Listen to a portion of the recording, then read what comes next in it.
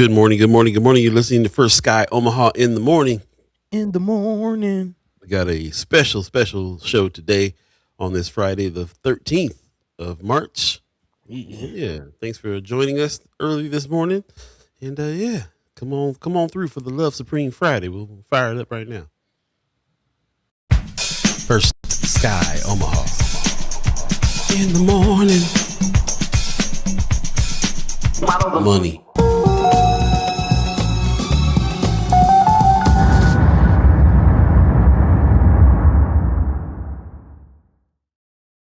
Once again, good morning, welcome. First Sky Omaha in the morning. In the morning. Again, my name is Paul B. He's Buddy to God. And we thank you for getting up on this Friday, joining us. Do us a favor, share the show. When you come in, go ahead and share that on Facebook on your page if you would. And if you're on YouTube, share the show, share the link with somebody who you think might want to come in and have a conversation. We're coming at you live and direct. I'm in Omaha, Nebraska, but Buddy is, where you at, Buddy?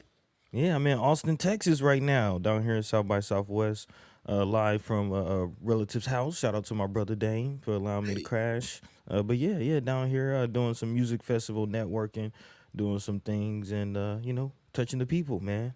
Little Love Supreme, and it is a Love Supreme Friday. So yeah, get my Love Supreme on this weekend. That's what's up. We'll talk about it for sure. Yes, sir. How you doing? Doing pretty good. Not too bad. Happy that it's Friday. It's been a long week. There's still a lot more to go and, a lot more happening. I always work on the weekend just about. It doesn't really matter that it's Friday sometimes, but yeah, it's all good. See, the wind didn't knock your power out.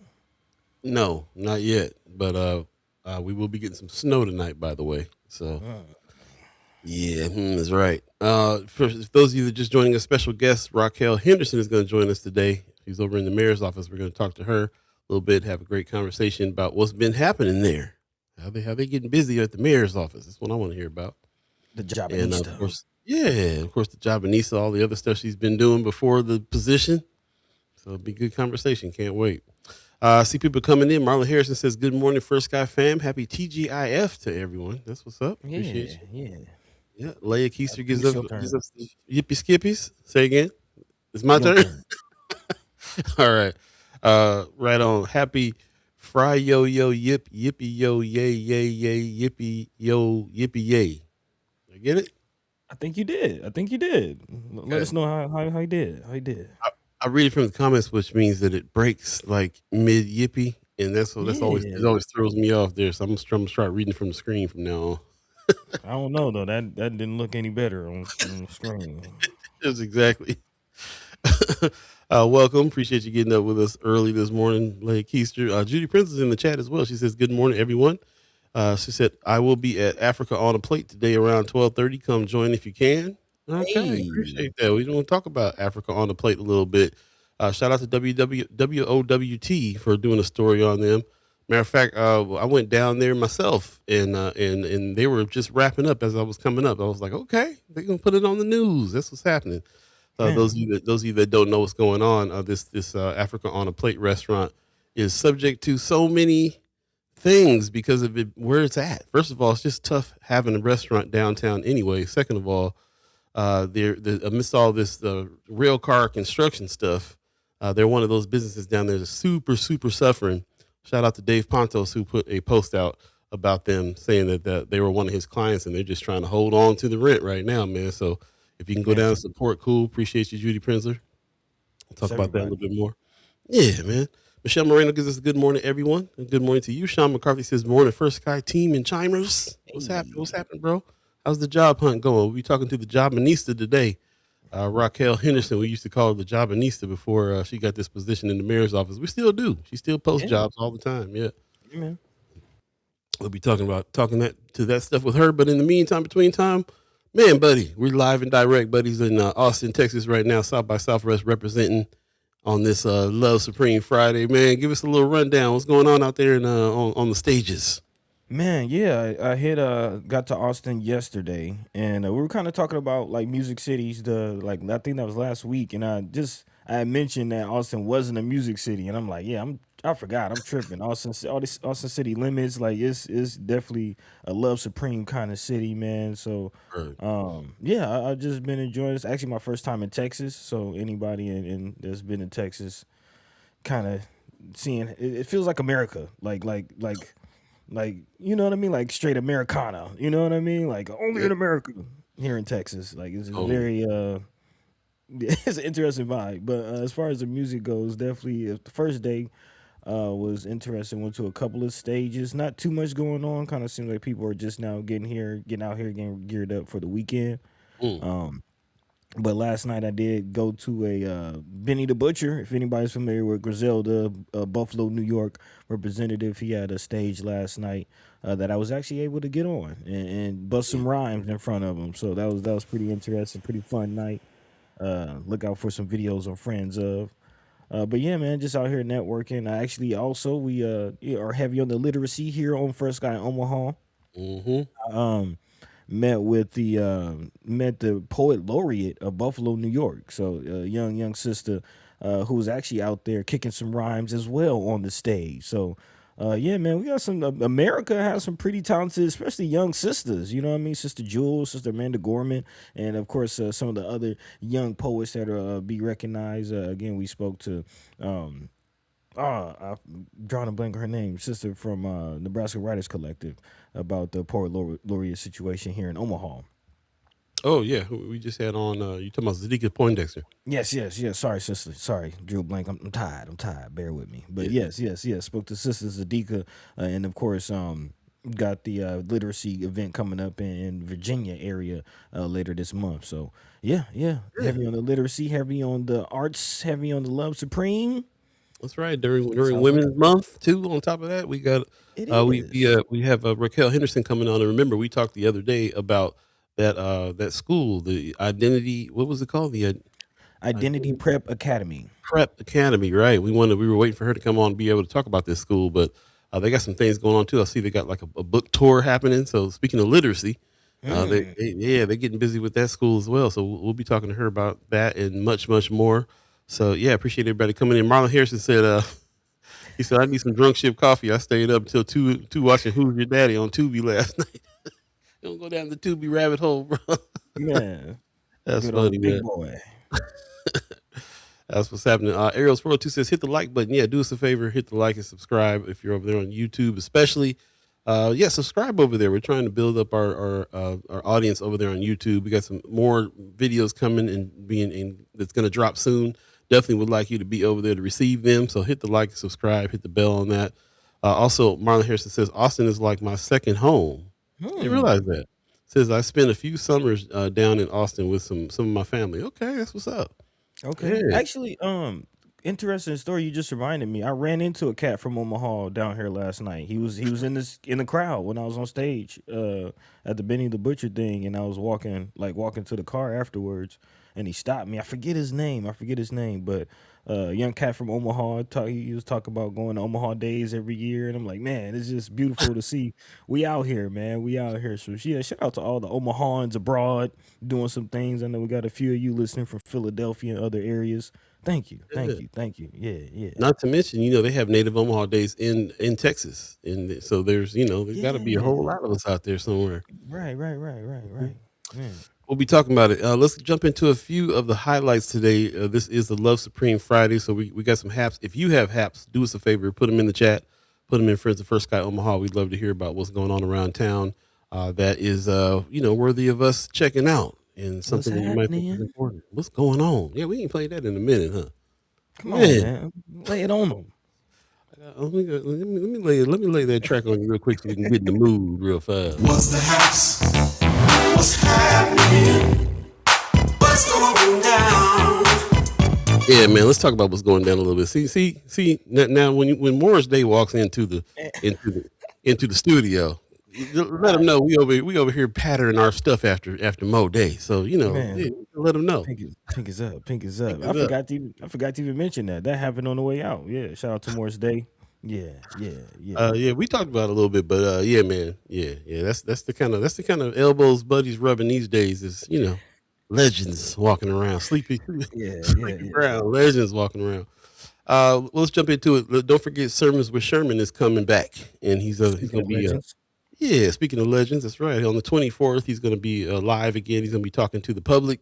He's coming back. He's been laying low a little bit, and he's going to come back and talk to the people again because, of course, he can't stay away from that at all. It's going down with brother Sherman Wells. So go to his page, Sherman L. Wells, on Facebook and on YouTube and TikTok as well, and check him out. He's going to have a lot to talk about, and that day you'll be able to tap in. As a matter of fact, I'm going to see if he can come on the show and talk about what he wants to do here a little bit before that hits. But yeah, definitely check that out. We love that. Also, we still got a couple of tickets for Grandma that's coming up on March 24th. If you wanted to get tickets for this, hit us up, firstguyomaha@gmail.com. Let us know that you want. We still have a couple tickets available for this. This is the showing at the, I believe it's the Ruth Sokoloff Theater.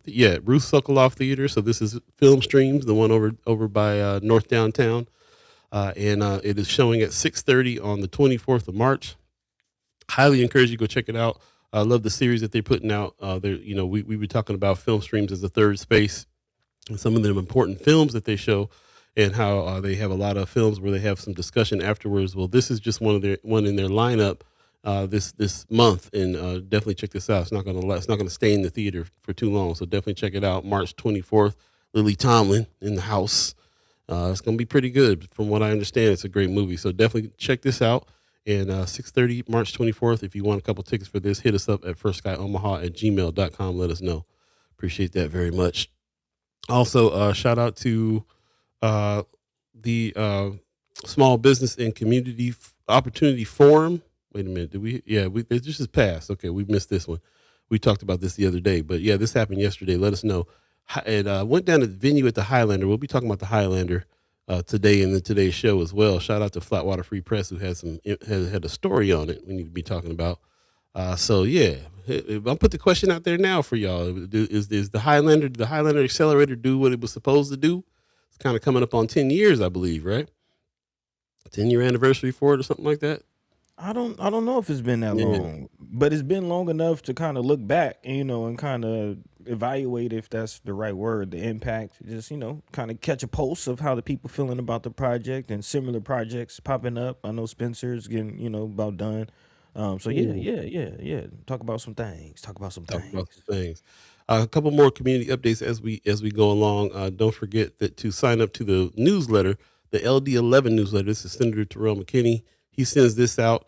He posted this the other day. So hit up his campaign and make sure that you sign up to the newsletter. It's all about the emails, man. We gotta move away from the social media as much and be able to talk to each other a little bit more freely.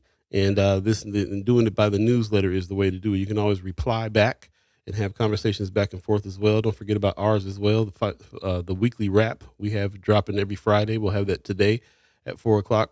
Drop again today. So sign up and make sure that you get these newsletters for sure.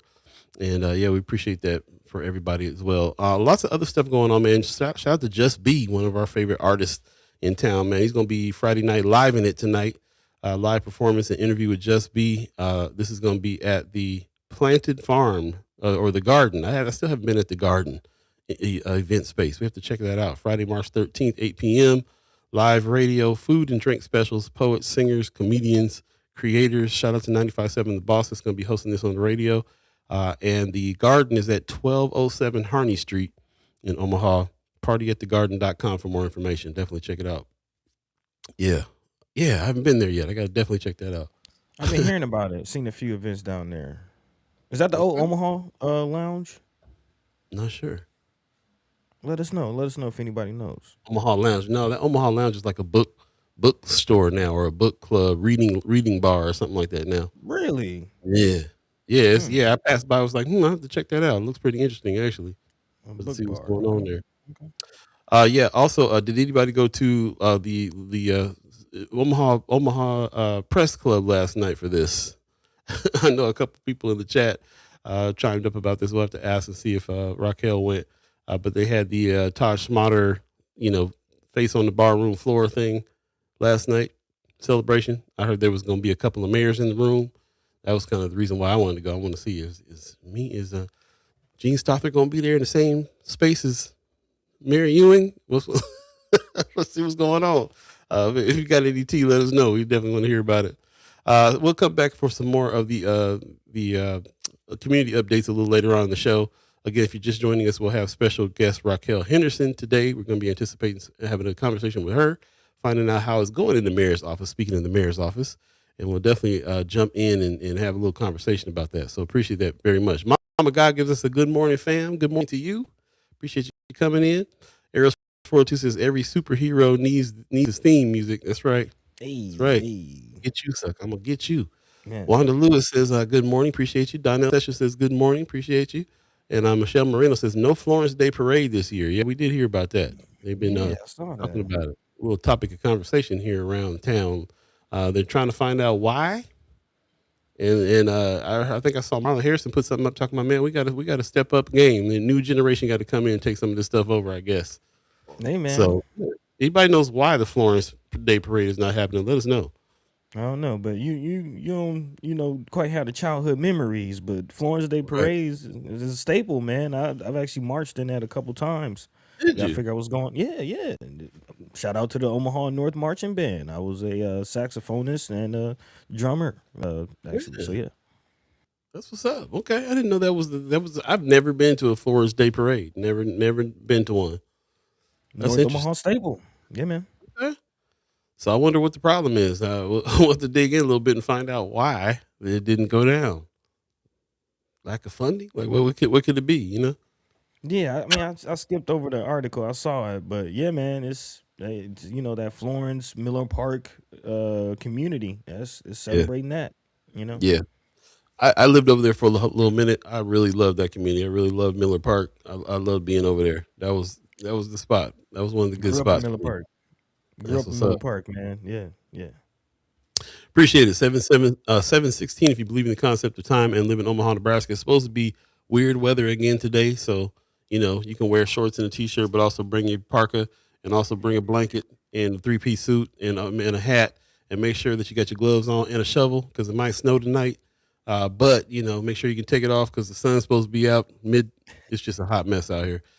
So yeah, take care of yourselves, take care of your loved ones. Definitely check out what's going on here and get ready for whatever's coming weather-wise. In the meantime, between time, buddy, you out here live and direct from Austin, Texas, right now, South by Southwest. Appreciate you. Let us know what the theme is today. What are we talking about a little bit? What's the thread? Actually, the theme is a little bit of what we touched on. You know what I'm saying? Talking about the Florence Day Parade, talking about development, talking about keeping North Omaha for North Omaha, Mm. as far as, just the community building up for itself. We kind of put out the question, which we'll be into here in a second, as far as the Highlander. Shout out to our partners at Flatwater Free Press for writing that article. Again, looking at the Highlander. And just kind of looking back at the success, and again, there's several other similar projects. I think we talked about Canopy South getting close to their project launching. Actually, I think they cut the ribbon on one portion of that project already. Of course, Spencer Projects is being renovated, so a lot of similar projects popping up in the next wave. Are we going to get similar results? Something different? Are we happy with the results? Let's talk about it. Let your mind be free on that. I also want to talk about a few other developmental projects coming up. UNL students look to be building some housing in Benson. Shout out to Benson. We still consider that North Omaha as well. So definitely want to talk about that, especially for those of you who are looking to live in that area. Also, shout out to our Native brothers and sisters. Of course, we always give credence and love to our Omaha tribe family, but also shout out to the Ponca tribe who just received a health and wellness center. And of course, this is season 4B, Follow the Money. But hey, man, health is wealth as well. So definitely be talking about that coming up. And then also, this is something that's interesting. It's a developmental thing, but it's maybe bigger than that. Again, housing from out of state corporations. I don't know. Tell me if I'm tripping, if it's just me, but something weird about this headline is jumping out to me. Again, build to rent communities offer new housing option for Omaha Metro renters. Again, build to rent communities. We're going to have to talk about that maybe even a little deeper in the second hour. But yeah, again, you're own nothing and be happy, I guess, is the sentiment. So yeah, if we're gonna dive into that. Also, of course, looking at the state budget throughout this week, they're still pushing, still in debates, still in committees, trying to figure out how to get in front of this budget that is actually growing in the wrong direction. Again, we spoke to Senator McKinney on Monday, who tipped us off that they're looking at a $600 or so million deficit now. I think they've found about 500 or so million, but there's still 100 and plus million to find this year, and they're projecting another 200 or something plus million of shortfall for next year. So again, going in the wrong direction. Hopefully some answers, maybe not. We'll dive into all of that and more. And of course, this whole Lincoln police investigation into Penland is getting interesting. Now people are quitting, heads are rolling. We're going to dive into it and more. Of course, we're here for the next 2 hours. And we got the Jabanese stopping through to chat all things Mayor Ewing's community liaison. I think that's, community liaison of North and Northwest Omaha. I want to get the title right. Put some respect on her name. Hey. Definitely have your questions ready for that sister. In the meantime, between time, about 20 minutes into this thing, a little behind, but it's all right. How you doing? I'm doing good. How you doing? Let us know. Hit us up in the chat. And also do us a favor, share the show. If you're on Facebook, share it on your page. If you're on YouTube, share the link. Let's get as many people in the conversation as we can today. It's a Love Supreme Friday, so we definitely hope that you have some places for us to go, some things for us to see. What's going on in the art world, music world? What are you inspired by? Are you doing anything fun this weekend? We want to hear all about it on this episode, so stay tuned. We'll take a quick break, and we'll come back and jump into the conversation and then get to our special guest. You're listening to First Sky Omaha in the morning. In the morning. My name is Paul B. He's Buddy the God. Stay tuned, y'all. We'll be right back.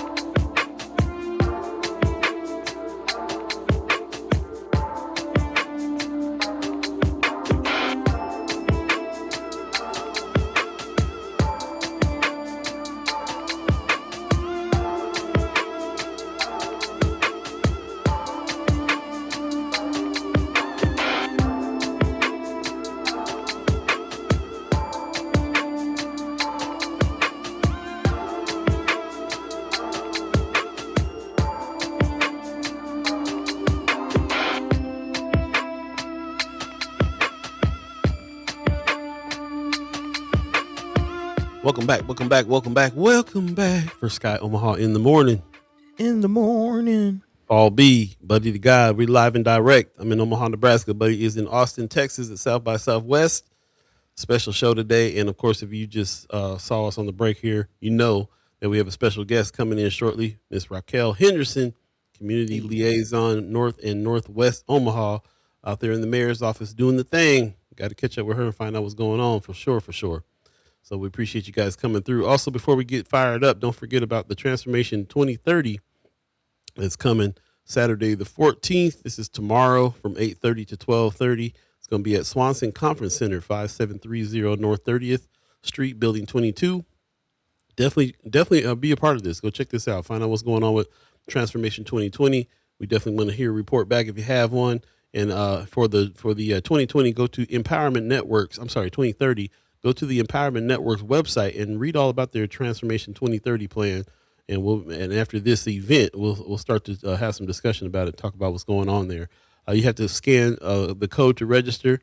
So go to their website and you can either hit the link there or scan the code. We'll put this back in Friends of First Sky Omaha.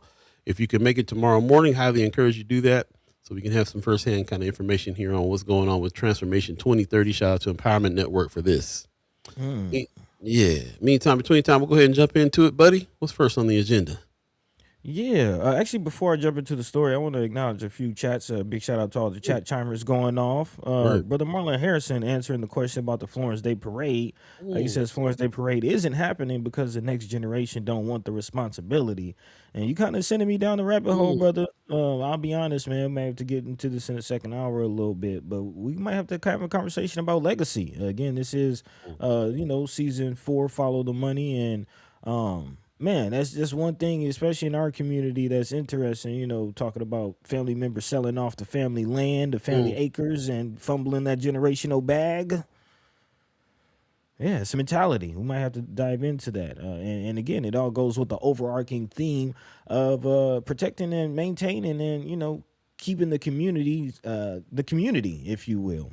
Mm-hmm. So again, this is something that we'll continue to keep our eyes on. So thank you, brother Marlon, for that comment. Definitely want to dive into that here in a second. Also, Mama Guide in the chat saying the non-residential structure at the corner of 30th Spencer progress seems to be stagnant. Is it just me? If I'm not mistaken, you're talking about the greenhouse over there at the Highlander project. Again, asking the question about development in North Omaha. How are we feeling? How are we, the direction we're seeing things? Let us know. I don't think But she's yeah, talking about the greenhouse. Greenhouse is going. I'm trying to picture where is corner of 30th and Spencer. non-residential structure. Okay. Well, that's where my mind Oh, goes. A oh, greenhouse as far as non-residential. Is there something else you're talking about? Let us know. Please yeah. clarify on that. Yeah. Yep. No, but yeah, on that. I know. So Sister Wanda Lewis also talking about the area, saying things are changing in Minnelusa and Florence. The Logiers, Nelson Mandela are managing Miller Park now, which we still got to talk about that. Mm-hmm. She also says that's also been the meetup place where the parade would always start off. True. A lot of businesses are also leaving the area.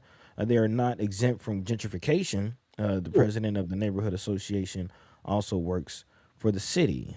Interesting. Yeah. Okay. Definitely. Thinking about what's going on as far as development in Minnelusa and Florence. Shout out to all the businesses down there in Florence and also Benson.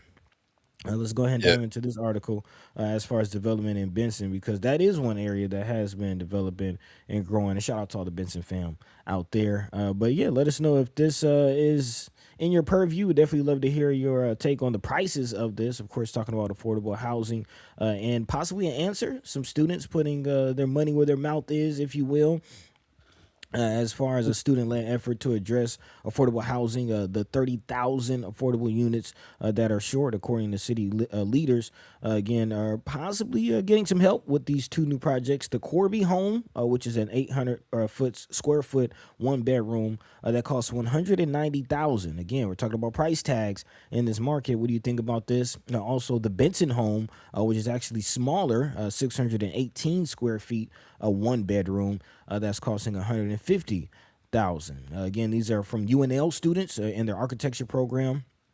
Actually, their master's program. One of the students, Paulina Garcia, said the project was driven by a gap she identified in housing for people who want to remain in their homes as they age, which is definitely something we haven't really talked about too much in our whole conversation about housing and development as far as age-ready housing for the elderly, smaller houses, that they don't necessarily have to have as much upkeep on, but they can still have their autonomy as, as elders, still have their freedom and afford it on especially this limited retirement budget. So, which actually we'll talk about some homeless veteran stuff here in a little bit. It's not looking good as far as the Trump administration's plan for our elderly brothers and sisters. So definitely looking, man, right. So definitely looking, for some solutions. Is this one? Let us know. Paul, you check this out. I know you're a Benson guy. What you think? I don't know. I was very surprised to hear the headline on this. That they're students are building these kinds of houses. The prices sound way lower than market rate is right now as far as housing purchasing is concerned. 190 for a one bedroom.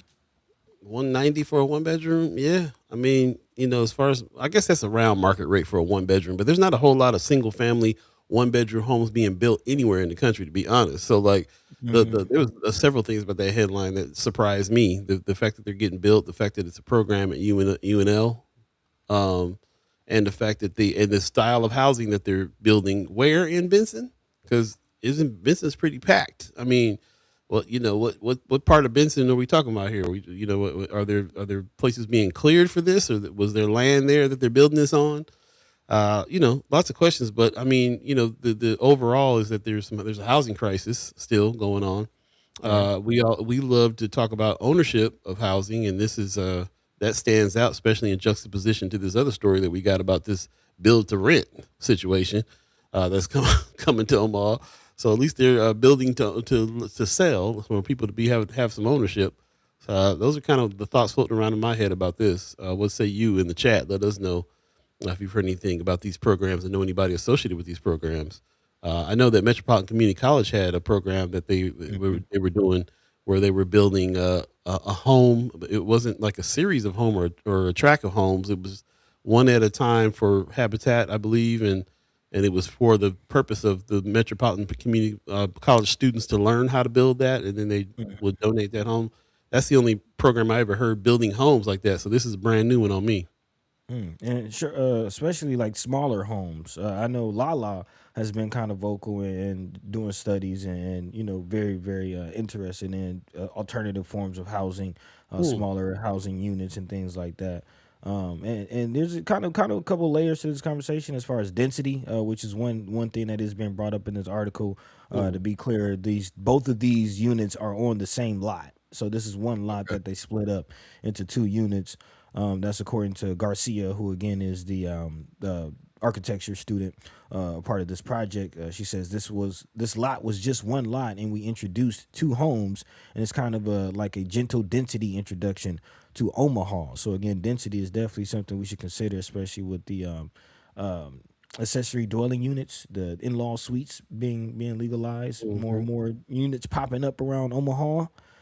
Is this the answer? Is this the answer that we like to see? Those of you out there renting, even looking to own, what do you think? Gentle density. That's an interesting It phrase. is. It is. It is. It That is. might have to be my new nickname. He dense, but he Just gentle. gentle density. Gentle density. Appreciate that, everybody. Let us know what you think on those things. Housing is always a part of this, even during the follow the money season, especially during the follow the money season, because part of any kind of wealth building or any kind of ownership of our community starts with the home. So we gotta talk Man. about it. Most def. Marlon Harrison in the chat says I'll be at the Empowerment 2030 event tomorrow. Hey. Man on the street, man about town. Appreciate you, bro. Definitely can't wait to hear your take. Arrows 402 says I don't think it's the new generation, it's the old generation not ushering them in.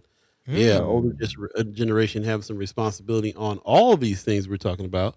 Because this is in a response to Marlon Harrison's uh, comment about the young people not taking over the responsibility of the Florence Day Parade.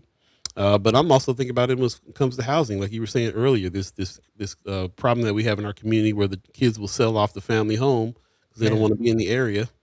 But it's not just the kids don't want to do it. It's also parents some responsibility with the parents to set things up for it to be easier for the offspring to be able to do some things too, hand it down. So there has to be some synergy there with you first of all build up the desire in young folks to want to do these things, and then be able to make it easy for them to do it, hand it down. Yeah, I'm kind of with that sentiment as well. Appreciate that. Heather Williams gives us a good morning. Appreciate you. Kimmer Snipes gives us a good morning. Just talked to her the Hey. other day. She's going to be on the show. Talking to us about what One Omaha's got going on lately. So be anticipating her in the next couple of weeks. And yeah, it's always a good time when Kimmer Snipes comes on the show. Appreciate you. Oh yeah. Mama God also said by Spencer Projects across from Old Black Back Street, Daly's Package Liquor, and Buffett School on 30th Street. I don't know what it is, but it seems to be moving slowly now. I think it's going to be some apartment complex or something. Yeah. Yeah. I think that's a part of the Spencer project. I mean, is it a project called the Spencer Project, or are you talking about where the Spencer projects were? Where the Spencer projects were. It's like we had Jewel Rogers on. They who she was kind of leading the community engagement for the naming of the, I think it's like Malcolm's Place or Was something that like what it that. is? Yeah, Okay. yeah, yeah. Everything seems to be moving slow on 30th as far as construction. It seems like to me, but it takes a while for some of these multi units being built with storefronts at the bottom and all that. I think it's going to take a little minute, but yeah, it does seem like it's moving slow, and we find out what's going on. It was interesting. I was over, I think it was more north. It was down like 18th Street. I was more north one day, and I looked up and I saw like some hills with some looked like high rises on it, and it was just the angle, but it was what was going on 30th Street. It looked so crazy though, like it looked like it was like a whole different city almost. Hmm. Just looking in that direction. And then I was like, "Oh, those the 30th Street buildings?" And kind of go up there where Mama Guy's talking about right now, and you see, what is it, 4 or 5 story, multi unit structures going up, um, all up and down the street. We talk a lot about the Deuce. We kind of got our finger on the pulse when it comes to the Deuce and the construction and the work and stuff that's going on around that area. But we don't talk too much about what's happening in 30th Street. Yeah, We man. we probably can now since we had We had brother Gary Clark on the other day from Inland Port Authority, and they're saying the first place they're getting ready to hit is the 30th and Ames Street area. And of course, that's where a lot of construction, a lot of stuff is happening there. Even right beyond there with the Aldi's, the new Bank of America that's right there. Hmm. It's the whole strip from Sorensen all the way down to Cummings is seeing some transformation on both 24th and 30th. So it's really interesting to kind of pay attention to see what's happening there. Kimberly Man. in the chat says the city has had a caper meeting last night to go over how they spend CDBG funds. They're taking public comments on the report. Okay, I Okay. appreciate the news. Yep, community development block grants. Appreciate that. Okay. Yep. Wanda Lewis in the chat says, you mean the old Stage 2 lounge, the project on 24th and Laird where the Native Omaha Club used to be, has been moving slow as well, very slowly. Approximately 3 years now. If it was one of us, we would have a time limit. I believe Hmm. that Blair Freeman is the company that was redoing the Native Omaha Day building. And so, yeah, it'd be good to have them on too. There's a lot of construction that they're a part of up and down, especially 24th Street area. So we can talk to them about some of that stuff too. So appreciate Actually, that. Hmm. let's go ahead and dive into that. We're talking about this 30th Street corridor. Let's this Flatwater article about the Yeah. Highlander. It kind of put out the question, but it kind of sparked it because you had mentioned Blair Freeman, Mhm. and the real kind of sentiment behind this Flatwater Free Press article is really questioning whether this development, project has succeeded its initial goals as far as Mm. redeveloping North Omaha, but with the sense of buy-in and inclusion of the already pre-existing community of Right. North Omaha. Of course, I know people have moved into the area, but what is the feel? What is the feel? What is the vibe? And doesn't matter who developed it. We're talking about Blair Freeman with some of these projects. We just talked about, the power of people becoming a developer in the last episode.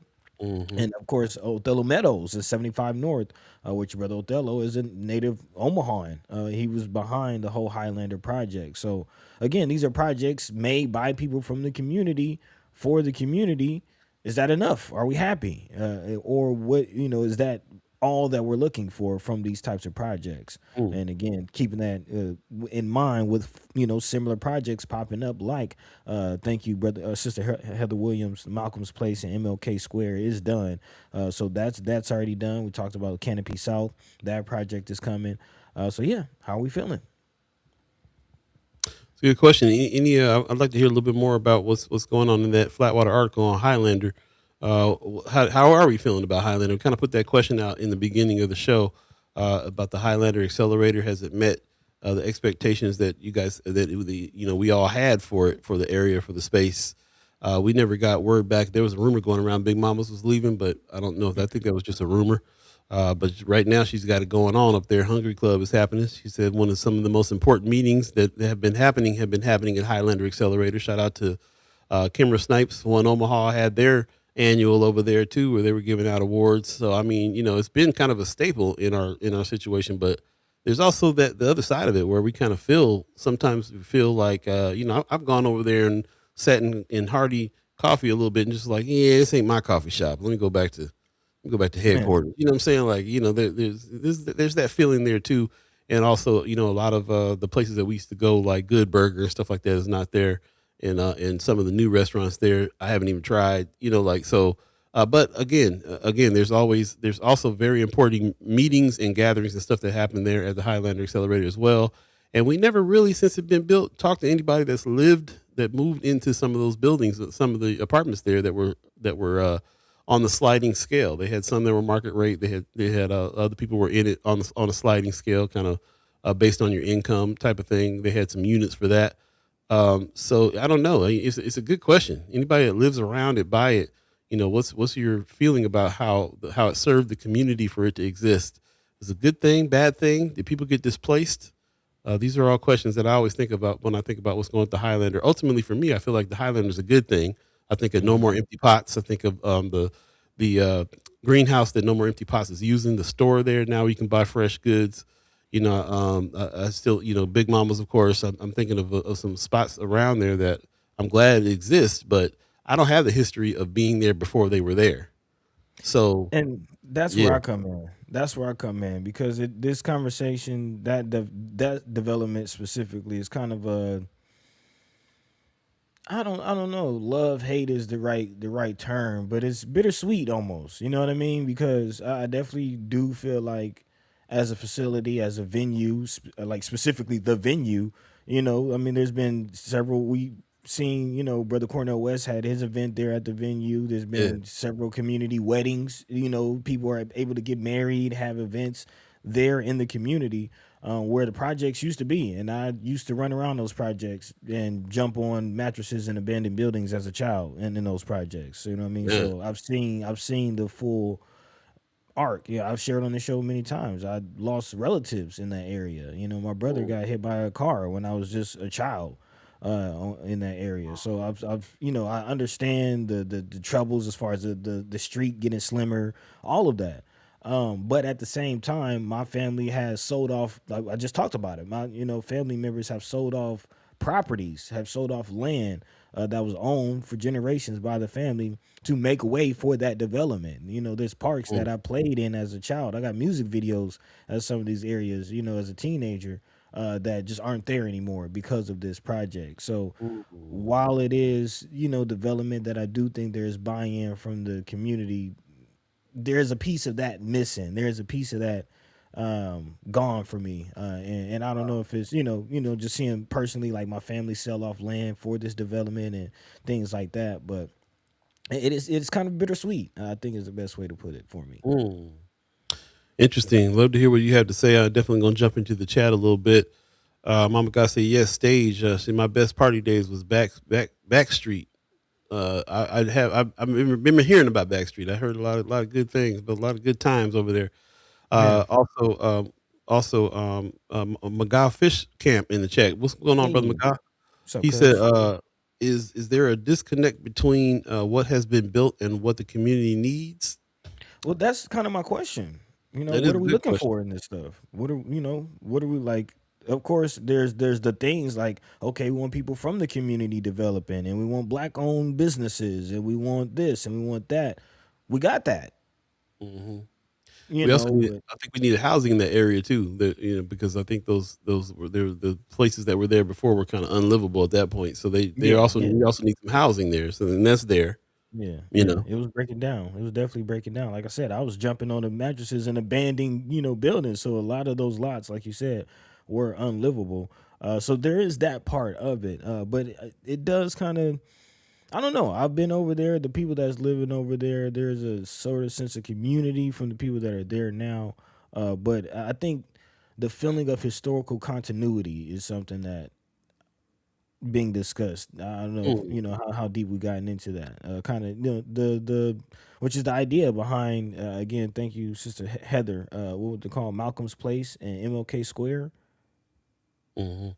Kind of the idea behind that. Of course, giving credence to Brother Malcolm and trying to keep that idea. But that's something we got to talk about. As we develop talk about the historical continuity. I mean, that's why something like the Florence Day Parade not happening is an issue. You know what I mean? It's cultural, historical continuity. Yeah, I also think a lot about the fact that how much has Creighton expanded into North Omaha Mm. and all the building that's happening at Creighton, and I feel like the Highlander Accelerator, especially, is kind of this meeting point, mixing point of old and new. Being you got to kind of address the relationship with Creighton while you're over there. Which that's kind of my thing when I go into Hardy Coffee. I kind of feel like it's like a study room for Creighton students. A lot of times, it's just what it Hmm. is. So and of course, there's been some back and forth about that, but for the most part, it does seem like there's a little bit of integration there that's happening because of the relationship with Creighton. That's also something to talk about there. How many Creighton students live in those places? How many people there are even actual offices in there for students and stuff like that. So there's kind of a lot to talk about when it comes to that. Bittersweet. I'm listening to what you're saying, especially because of you having the history there. Hmm. Uh, but like you said, it sounds like some of it is needed and some of it, but it does raise questions just culturally in general. Kimber in the chat, it says, I never go to Hardy Coffee. She said, like I said, it feels like gentrification and displacement sitting on me when I'm in there. Mm. A lot of people feel that way over there for sure. I was very happy that it was there when it was there. I was living kind of around it, so I would go. But yeah, it never got that feeling of home. It never got that feeling of headquarters there. You know. That's what I'm saying. But why? Why? Yeah, well, I mean, any place is all about the people. So the people surrounding it, the people Mm. frequenting the place, what the audience is, who they're trying to attract, what the vibe is in the spot. Those are all things that matter for all of it. So hence think about juxtaposition right now with the North Omaha Visitor Center and the coffee shop in there, and how you go in there and it's like fam when you walk in that mug. It's for us. You know what I'm saying? It feels like it's for us, by us, and even though there's more than us in there, it feels like everybody's welcome. Everybody comes in with a certain vibe, or they feel that vibe right away, and it's just different. That is Heather Williams says, I interesting. live right down the street from Highlander. I never thought of stopping there. Interesting. Why? That's Kimber says, I met an old white man. I met a white man who lives in there. He told me that before that he lived in the poor part of Dundee. Okay. is that a thing? Yeah, right. Mama Guy says, I asked Big Mamas about closing when I attended a Klein show off. She said no. Yeah, I knew it was a rumor. Big Mama ain't going nowhere. Kimber says people were absolutely displaced the same way they will be displaced from Southside Terrace. Ooh, Hmm. glad you on here talking about this right now. Marlon Mhm. Harrison says not everyone is going to be happy about the new development in North Omaha. While some people are happy for the new facelift, some say it's the start of gentrification in North Omaha. We've heard that, we've thrown that word now around a couple times now. Gentrification, I don't really necessarily think is a bad word, because it really depends on who's gentrifying the neighborhood. If you're gentrifying your own neighborhood, then you're just upbuilding and uplifting your neighborhood, cleaning your neighborhood up, raising the value of your neighborhood. It really depends on who's doing the gentrification. And if it's And somebody for who? outside of the neighborhood, then I call it colonization. I don't even call it gentrification. There you They're go. colonizing the area. And we got to decolonize the planet, man. Man. Decolonize your mind first, sir. Yeah, yeah. Wanda Lewis says Blair Freeman might be doing the work, but they're not the ones who the building was donated to for $1, or the ones that received the funding. I believe the people in charge of that ran out of money. Interesting. So would that be the Native Omaha Club? Oh, I don't know about, yeah, that's interesting about Native Omaha Club. Not sure, but yeah, of course, when we talk about Blair Freeman, we're talking about the developer. We're talking about the construction company, the ones that are building Mm-hmm. this stuff. They got to Mm-hmm. get paid to build, so they ain't the ones you don't follow the money there. Marlon Harrison said the Highlander apartments are mixed population from long-term residents to transplants to immigrants and refugees. Interesting. Okay. Heather Williams says, I have been noticing a change in the area, definitely more diverse. As soon as we see them ponytails popping around, the white girls jogging down the street, I'm like, things have changed around here. A Is lot of what it is. beasts. A lot of The, beasts of the field. the ponytail crew. Walking the McGough dog. Fish Camp. He said, if the indigenous people of North Omaha don't feel it is not their project, then they will distance themselves from it. This is true. So I mean, but that's my question. That's we talking about gentrification. I mean, is Brother Othello Meadows not from North Omaha? Is he not viewed as a part of the community? Is he? What does it matter if he's the one that put it there? Uh, you know what I'm saying? Like, does it matter? Does it matter that it was him that was part of the team that put this together?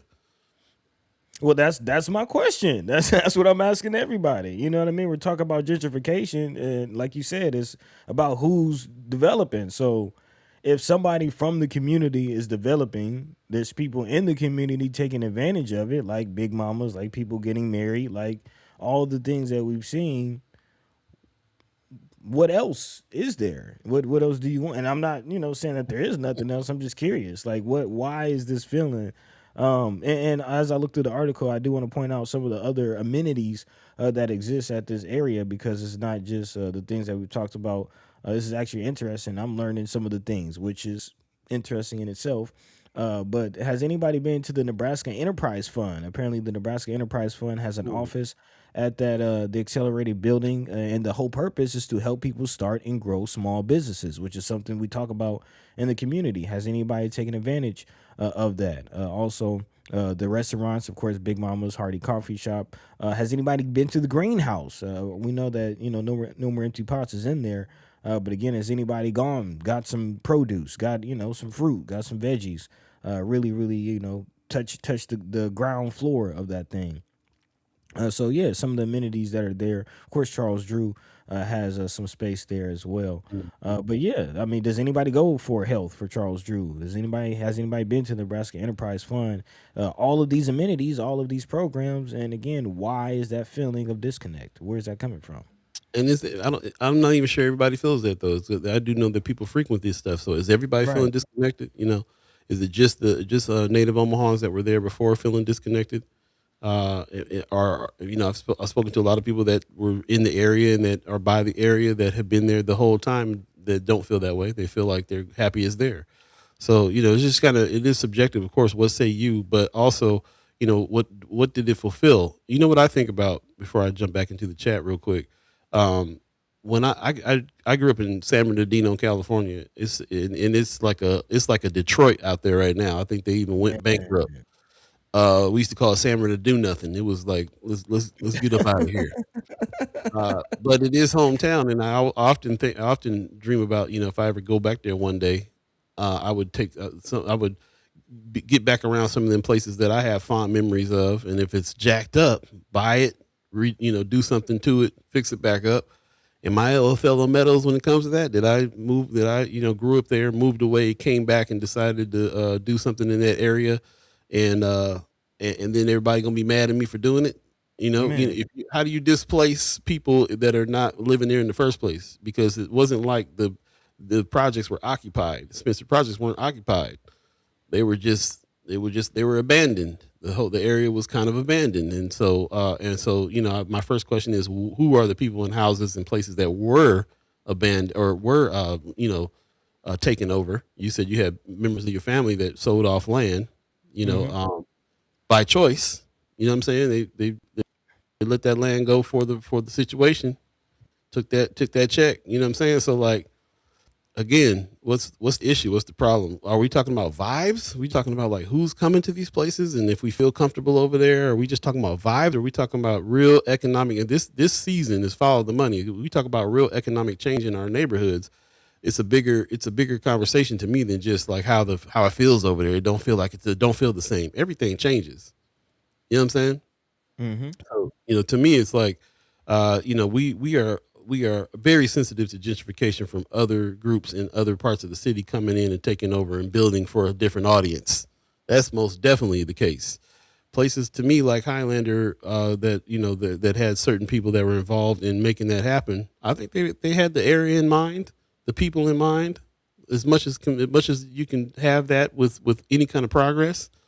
Like I said, man, I think No More Empty Pots being over there is huge.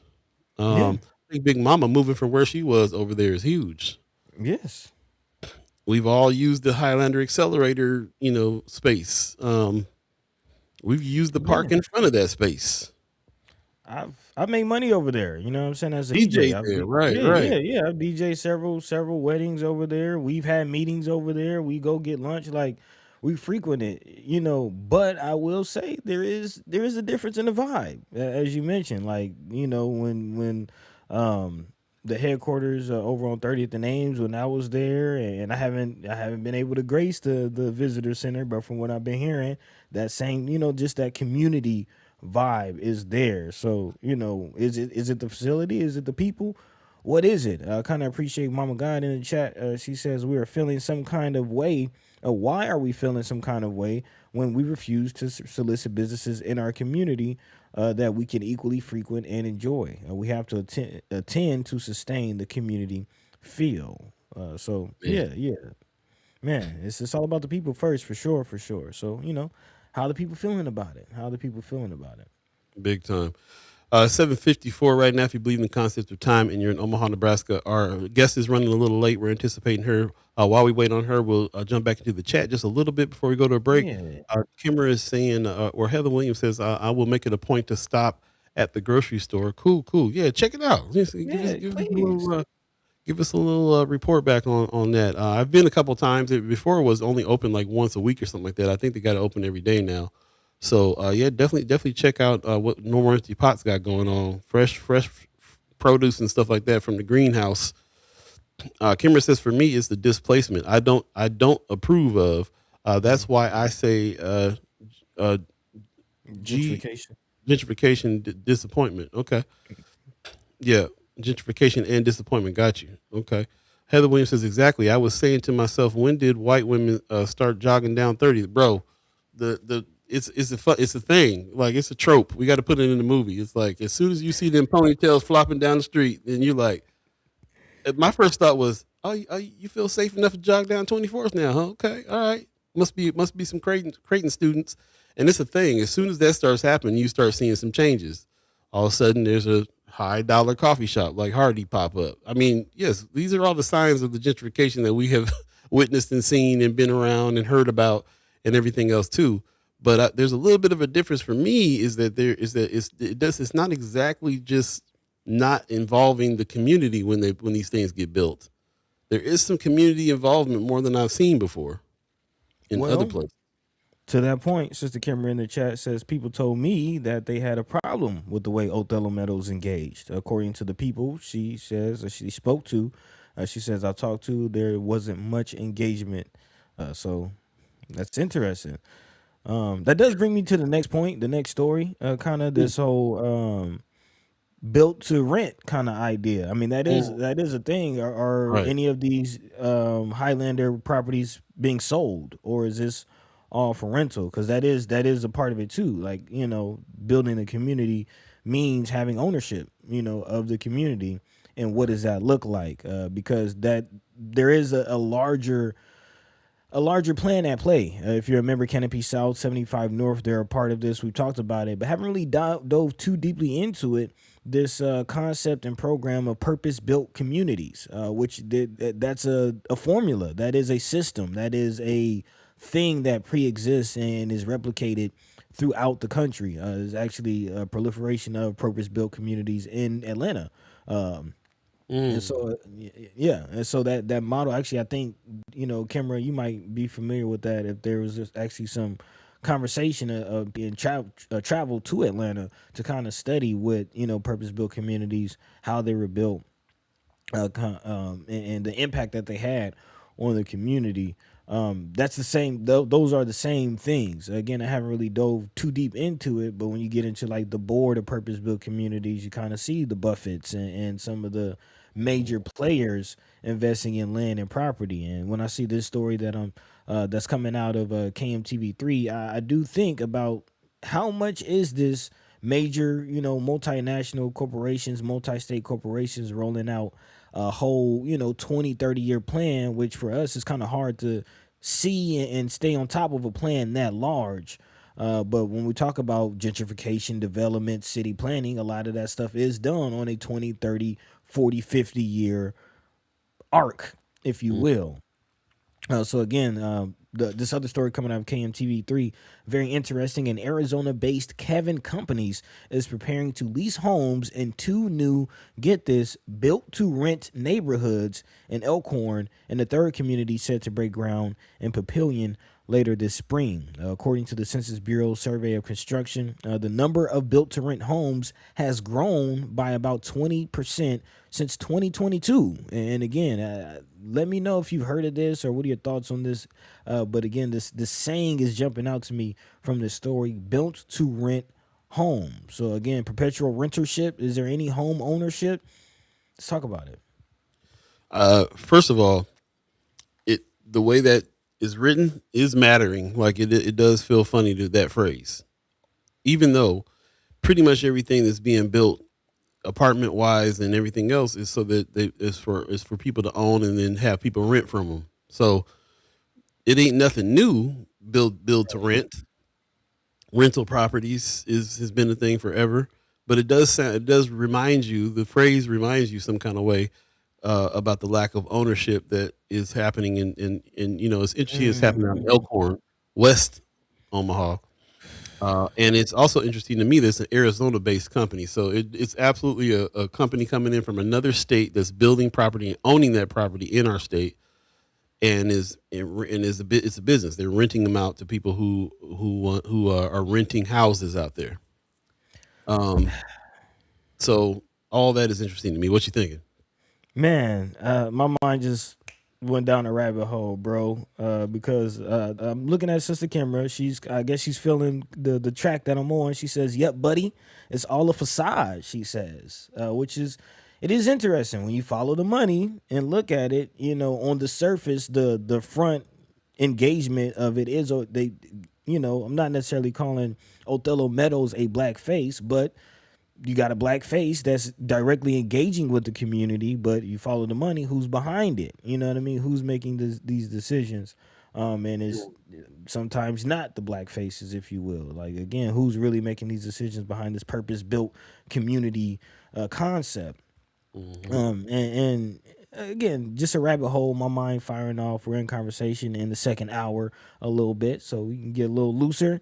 And my mind went to the history of real estate and just real estate in this country in general. And, how did Trump's father make his money? He was a slumlord. Bad real estate.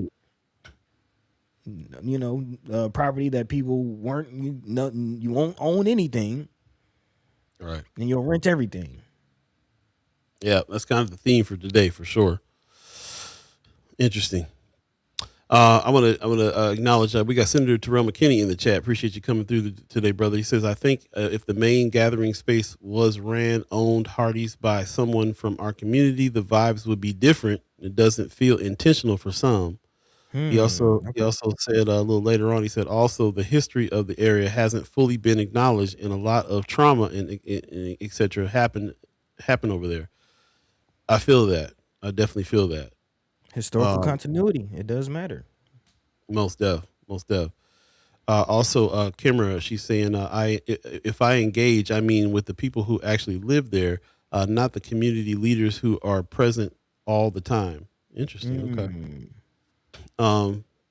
Also, she says, I ran into someone at the Caper meeting last night, and she remembered me from 2016 when I went to one of these meetings and went off on everybody. Nice. Let me keep that reputation. She says, you should talk to Clarice Dombeck, boss. I took him on a tour of Southside Terrace, and we talked about that. So I love the fact that you're marrying this. You're reminding us that this is happening on the Southside Terrace is another situation that way. There was projects over there that are being torn down. So there's going to be some people that are being displaced, multi-million dollars coming into the area that's building some new facilities. Who's going to be there? Can they afford the rent? She said a little earlier, she's sensitive about when it comes to, displacement and gentrification. And I can understand why. If you're in contact with the people, you're going to hear the stories about them getting displaced. You're going to hear the stories about the vibe changing and how important vibe is, like RG saying. Heather Williams says, change is difficult for some. Displacement is real. Our neighbors are not here anymore. There you go. If you've been there for a while, you see the neighborhood changing, your people move out, and the neighborhood is absolutely going to change. Can we stop change from happening? No. But how the change happens matters as well. Wanda Lewis is saying some of the contractual agreements with developers is that they were allowed OHA to be their partners for so many years for a limited number of units. After that contract expires, all profits will go to developers. Interesting detail. Follow the money. Man. Follow the money. Brother McGaw says, in the game of Monopoly, if you continually rent, you will be bankrupt early and often. This is very true. Very true. We appreciate all your comments. It's 8:02 right now. If you believe in the concept of time, if you're just joining us, this is we're anticipating our special guest, Racquel Henderson, who's running a little late. Pretty busy lady, so she's running a little late, but she's going to come in shortly, and we'll have a conversation with her about some of these things that's going on. But very lively conversation about housing, about following the money when it comes to this. I really appreciate everybody's comments about how they feel about what's going on with Highlander and all the other development that's happening. We got to talk about all the way up the street, especially on 30th. That's Yeah. how we started. Mama Guy started us off talking about some of the construction and some of the things that are happening up the street more, and that's all part of it as well. And I'm glad that we also are talking about the bad landlord situation. That this is, we got to keep our eye out and watch now. So this is happening all over the place. And again, I want to give a shout out to Dave Pontos, who put this article out about Africa on a plate Omaha, that he kind of kicked off this whole situation here. I know people were kind of watching, but they got this letter from the Omaha streetcar situation that told them about what's going to happen, some of the dates. All of it means, if you're a person that's living in the building over there, then or have a business in the building over there, then you're suffering. Your business is suffering, which is what this was all about. Africa on a Plate, Omaha is one of his clients. He's helped them with their landlord situation to be able to stay in for another month and try to, get the rent money up. But it was because the landlord over there is a hot mess. Sounds like. We actually went over there to have some lunch and talk to the ladies, and they were talking about how bad the situation was with the building over there, which I thought was really interesting too, because we're still dealing with landlords that will trick you to come into the building, and then you have to fix the plumbing. We just went through that with Idle Vital last year about them coming in and having some surprise plumbing issues that they have to take care of, and all that kind of stuff, and how bad that is. HVAC down, all kinds of stuff down, and they don't let them know that they're going to have to be the ones that fix that, and they're not playing. So we're dealing with bad landlord situations downtown, commercial properties, just like we're dealing with housing bad landlords. I'm sitting there having lunch and looking out the window and looking at what they're subjected to. Man. This is out their window. I'm thinking about this crane. I'm sitting here looking at this crane, like this crane, something happened with this crane. Everybody in trouble around here, but this is what's happening right outside their window. It took me, 12 minutes or so to try to find a place to park, to walk up 3 or 4 blocks to get to the spot. And I did that because I'm just trying to be intentional, go to this place and check it out. When I got out there, WOWT was covering it. They see the problem as well. So they shout out to WOWT to putting that word out there, to try to help them do what they need to do this month to be able to stay in their restaurant. A lot of work goes into a restaurant, man. But man, there's a couple of Sudanese sisters, and they're in there cooking up that West African goodness, and they're having a hard time keeping the doors open on it. So. Yes, it's a tough situation all the way around. And we think about business in our neighborhoods. We think about how we frequent those businesses in our neighborhood, how we support those businesses, the network of businesses that are out there that we're trying to remember exist and keep afloat. Along with all this, it's not just housing, especially in North Omaha on 30th Street. It's not just housing that's being built. It's also businesses. We need a thriving community as well to be around the places that we live. Tough going sometimes, for sure. So as you're speaking about that, I'm actually looking at the model for purpose-built communities, and a couple of things are coming back to me. And for those who are familiar with the situation, I know a lot of us have been following this. Do you know purpose-built communities is a nonprofit? It's almost feeling like a nonprofit approach to housing. Like it's a full program. It's a full program, and it's trademarked and registered. So that's interesting as well. But the model of purpose built communities is what's kind of reminding me, about what you just said, because it's not just a Highlander. Howard Kennedy is a part of that as well. Like the development that we've been seeing at Howard Kennedy is a part of that. Also, Charles Drew is a part of that. There's four elements to this purpose built communities platform, if you will. As you see, mixed income housing, as a few people in the chat have already talked about, this cradle to college education platform, which again is why we've seen Howard Kennedy actually be activated. And of course, MCC is there with offices. Then you got the community well-being with partnership with Metro Community College, or Charles Drew. And then economic vitality, which I mentioned, they have the business development program there as well. So again, I mentioned it's kind of a nonprofit approach because you have these programs, you have these things, and then these boxes to kind of check off. And it's like if you check off the boxes, then the job is being done. But is the job, in reality on the ground level being done? So it just kind of unblocking this while I'm looking at it. But yeah, thoughts, chat. We having a conversation. Yeah. I'm going to leave that, set that there for a minute. Let people in the chat think about that and comment back on that. We'll go back to a couple of earlier comments, but right off the top, I'm very interested in that. It's something that I feel like I want to dig into a little bit more. Because it was something that we saw laid out before. We weren't putting it. I wasn't particularly putting it in context at that time. And now that we're talking about it in this context, I'm definitely seeing what I'm reading there a little differently. So interesting. Also juxtaposing up against what Anthony Rogers Wright is talking about in the chat. Before we get to that, though, shout out to Tamara Dwyer from the mayor's office as well. Man, homeless coordinator. She said gentrification creates more homelessness too, and has in Omaha. So displacement person in the office talking about it for sure. She also said the food was delicious and the owner was so nice. Yeah, they were cool over there. Very cool.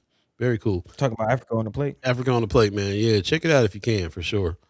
Also, Anthony Rogers Wright in the chat is saying the 4 stages of gentrification must be identified and confronted quickly. And then he starts going through the stages. Stage 1, pioneers move in. Interesting. Okay. Stage 2, middle class follows the pioneers. And when you say pioneers, you know what? On this Love Supreme Friday, I'm thinking about all the artists that move into heavily, areas that have cheap rents because the buildings aren't that great. They're the pioneers. They go in there. They go into those areas. They're bold. They go in. They start a art movement and so on and so forth, and they build that place up and make it cool. Next thing you know, you got a $5 coffee you got to buy now, and then the middle class follows the pioneers. So shout out to the middle class, stage 2. Shout out to them for coming in and making it real. Also, he says stage 3, displacement and rapid change. So yeah, we see property taxes go up. The rents go up, everything goes up, the coffee goes up, and then all of a sudden people that were living there can't afford the rent there, and they got to move to different areas, start getting displaced. Stage 4, corporate elite takeover. This is that absolutely coming too. So he said New York City under Zoran's leadership is poised to pass a bill that will allow the city to seize properties from derelict landlords. Man, we need that around. Man, I've actually heard about that specifically in New York. Like it's such a thing as far as like a lot of these skyscrapers apparently are heavily unfilled. Like a lot of businesses, especially after the COVID, a lot of businesses move their operations to at home type deals or even hybrid type situations. A lot of these condos are owned, they're just vacation condos by some millionaire that got a mansion out in LA somewhere, and they just go to New York for the weekend, and other than that, nobody's at the condo. So yeah, very, very interesting as far as the use of land and what do you say, derelict landlords. For sure. Kimber says the person that who started the Streetcar Impact Alliance, that's that group that got businesses that got together to make some demands, reached out to her. She says he was in my leadership Omaha class. She says I told him that this is unfair for the mayor because he didn't start this. 12 minutes so place to park for a place to park the water. He has a business that's being impactful. I'm kind of getting the gist of what you're saying there for that. I'm glad that you let him, this is what I was thinking too when they put that together. I understand why that alliance is happening and what they're asking. But yes, we got to remember that this was already in motion before that, but it kind of doesn't matter. It was in motion. We have a mayor now that's overseeing it. There is some speed at which he can probably move things a little forward, a little faster, or assign some money to whatever is the solution is. We do know that Mayor Ewing is looking for solutions. And so I've heard that on the ground. I've heard that from him personally. So they are looking for solutions, trying to figure things out. And it's understandable that this group's getting together and making some demands when we see people's businesses going under and not being able to sustain themselves because of the traffic, not being able to have that foot traffic they bought into that area for. They're not able to have it. And then we just got a report about the rails that are coming for the tracks now are going to be sitting in places that people park. So even less access to the spots that are happening now. They're getting real worried, and there's been businesses that have shut down already as well. We got to remember Man, that. She says, "I feel bad for everybody involved." I hear that. big time. I said they hired a PR company who's supposed to be working with them. Appreciate that. Hmm. Yeah, Terrace Hayes in the chat. Good morning. Said construction is a tool and a weapon used by Omaha at its discretion.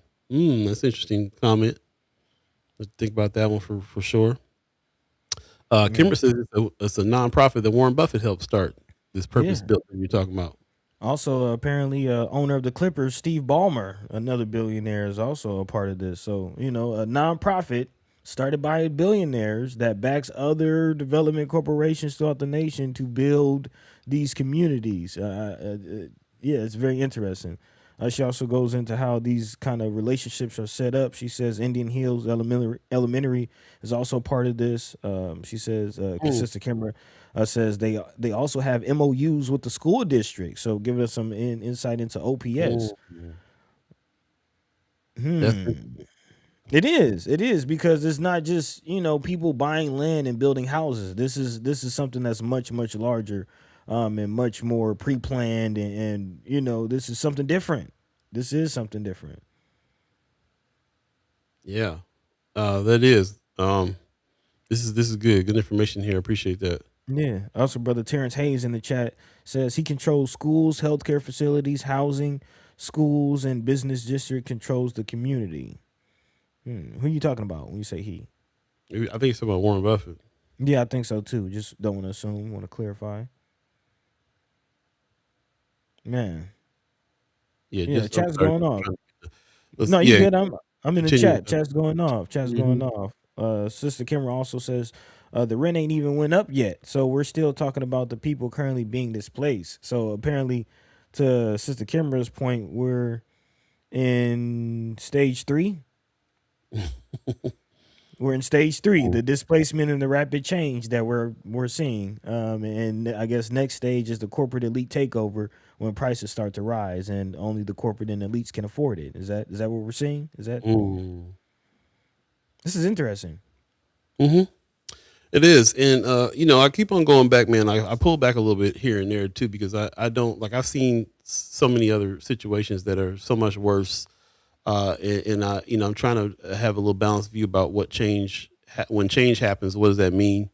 There's going to be some things that move around when that happens. Is there a mass displacement of folks? Were we losing our neighborhoods even before this stuff started being built? There's a lot of questions that kind of come up there with it, and I'm glad that we are all like taking a close look at what's happening the way it's happening. But I'm also seeing some ways that they do engage, they do account for certain things. Omahans be getting loud when stuff happens like that. That they're not really all not feeling a part of in a big way. So that's definitely part of it. Also, Mama God in the chat is saying U.S. Senate passed affordable housing bill yesterday that moved to Mm. House. Don't know all the details, but there is something in there about reining in private equity, single family ownership and control. Keep an eye on it. Interesting. Okay. That's really interesting. Kimmer also says, unfortunately, the narrative right now is that you can't get through downtown at all. And I love Jordan the Ninja, but it does feel it does feed into that narrative. That's true. Yeah. Yeah. Yeah. I feel that. I do feel that. Yeah. I was thinking of that yesterday too because I was checking it out. There's only certain streets that you can't really access or have a hard time accessing. It is one kind of corridor. There's still the rest of downtown that you can get to pretty easily. Shout out to Mark Manor over at Homer's. I went over there to get my vinyl right as well. And yeah, there's no problem getting over to some of the downtown, some of the old market spots and stuff like that. So it is one section, but that is tough to have to deal with. Blackstone is kind of the one that's the loudest because it's a destination spot there. Hmm. You got to drive to Blackstone to do what you got to do, and there's only one strip, and that strip is pretty occupied with construction. Anthony Rogers Rice says the streetcar alliance will be releasing a larger press statement soon and are about to secure a labor attorney to help them navigate all of this. It's good to see a grassroots collective organizing. Man, Yeah. And with and I that. don't think y'all catching the line of succession with that whole situation. Again, Sister Kimber said the person who founded that was a part of her leadership academy. So again, Sister Kimber teaching people how to be leaders, and they going out and being leaders and making change. And again, shout out to Brother Anthony Rogers Wright, who apparently seems to be kind of helping with that situation. Not quite sure, but thanks for the updates. Yeah, absolutely. Appreciate that. She said, Wanda Lewis said, we'll never know what the real agenda is. That's interesting. She said, if the senator is still watching, can the Inland Port Authority board guarantee the community that they won't sell for the purpose of data centers? That will cause our property taxes to rise, as well as create additional environmental issues involving our utility companies that we already have issues with, for sure. If you missed the conversation that we had with brother Gary Clark the other day, please go back to YouTube, take a look at it. It was a good conversation. We kind of got down to some of the questions that we want him to answer. Is really not for him to answer. It's for the development company to answer, and we still put the word out for OEDC to come speak to us and talk about that too. But it's interesting what he had to say about the Inland Port Authority and what's going on with that board, and what decisions can be made uh, around the people. How much do they reach out to the people as well? It's a big construction project that's happening in our neighborhood. We got to kind of talk about it. That's why this is important, because we're looking at like Highlander situation as like the what this Inland Port Authority situation could be in the future. How do we feel about what's going on with Highlander now? What could have changed in the past however many years Highlander community has been built, and what's been happening there, and if we can apply that to some of this future construction that's happening all over North Omaha, all over South Omaha, is kind of huge. We're definitely talking about a few things at the same time, but that's what happens in the second hour. We keep it loose, keep the conversation going. We're listening to you and what it is that you have to say on those things as well. So yeah, for sure. Let's go ahead and take a. Oh, okay. Not really seeing that. Yeah, Not let's really take a seeing break. that. All right, let's take a quick break. We'll come back, and we're still anticipating our guest. We're trying to see if she's going to come in here. Again, our special guest is very busy lady, so things are going on, and we're trying to see if we can still have a conversation with her. If not, then we'll definitely book her on another day. But stay tuned. We'll be right back. Continue this conversation. Nonetheless, you're listening to First Guy Omaha in the morning. In the morning. Paul B, buddy the guy. Be right back, though.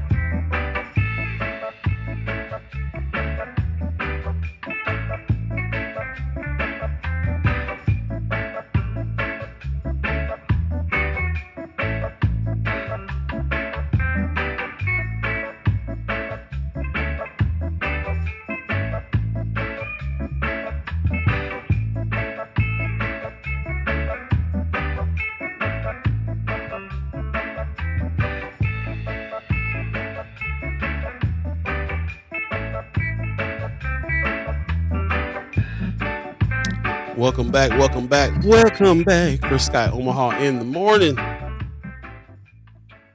In the morning. Sorry. And just like that, we're back. I'm Paul B. He's Buddy the Guy. We got Racquel Henderson in the Hey, chat. Good morning. Good morning. Good la morning, trova, everybody. la I'm really glad Javanese. that you were able to make it. Me too. I'm so sorry that I was late. Oh, It's a hey, Friday, and Friday is Friday. Friday is Friday, and I like that one. You're a busy lady. We know that. So I Mm. appreciate you getting up early. And this is early. It's early for us too. Trust me. We a couple Yeah, musicians it's right early now. for me. Y'all need like a pop in like noon one, and I'm gonna come every week. Okay, all right. We'll think about that. We are constantly changing to make sure we trying to be here for the people. You know what I'm saying? Like this is what Yeah. this is meet you where you at. So if it Right. Yeah. means that we got to change up, we might have to change. A cute little every once in a while lunch hour, like a pop-up show. Like Okay, boom, we here for a second. buddy, we might have to bring lunchtime live back like the old days. Man, See, man, she yes. yeah, he's bringing it back.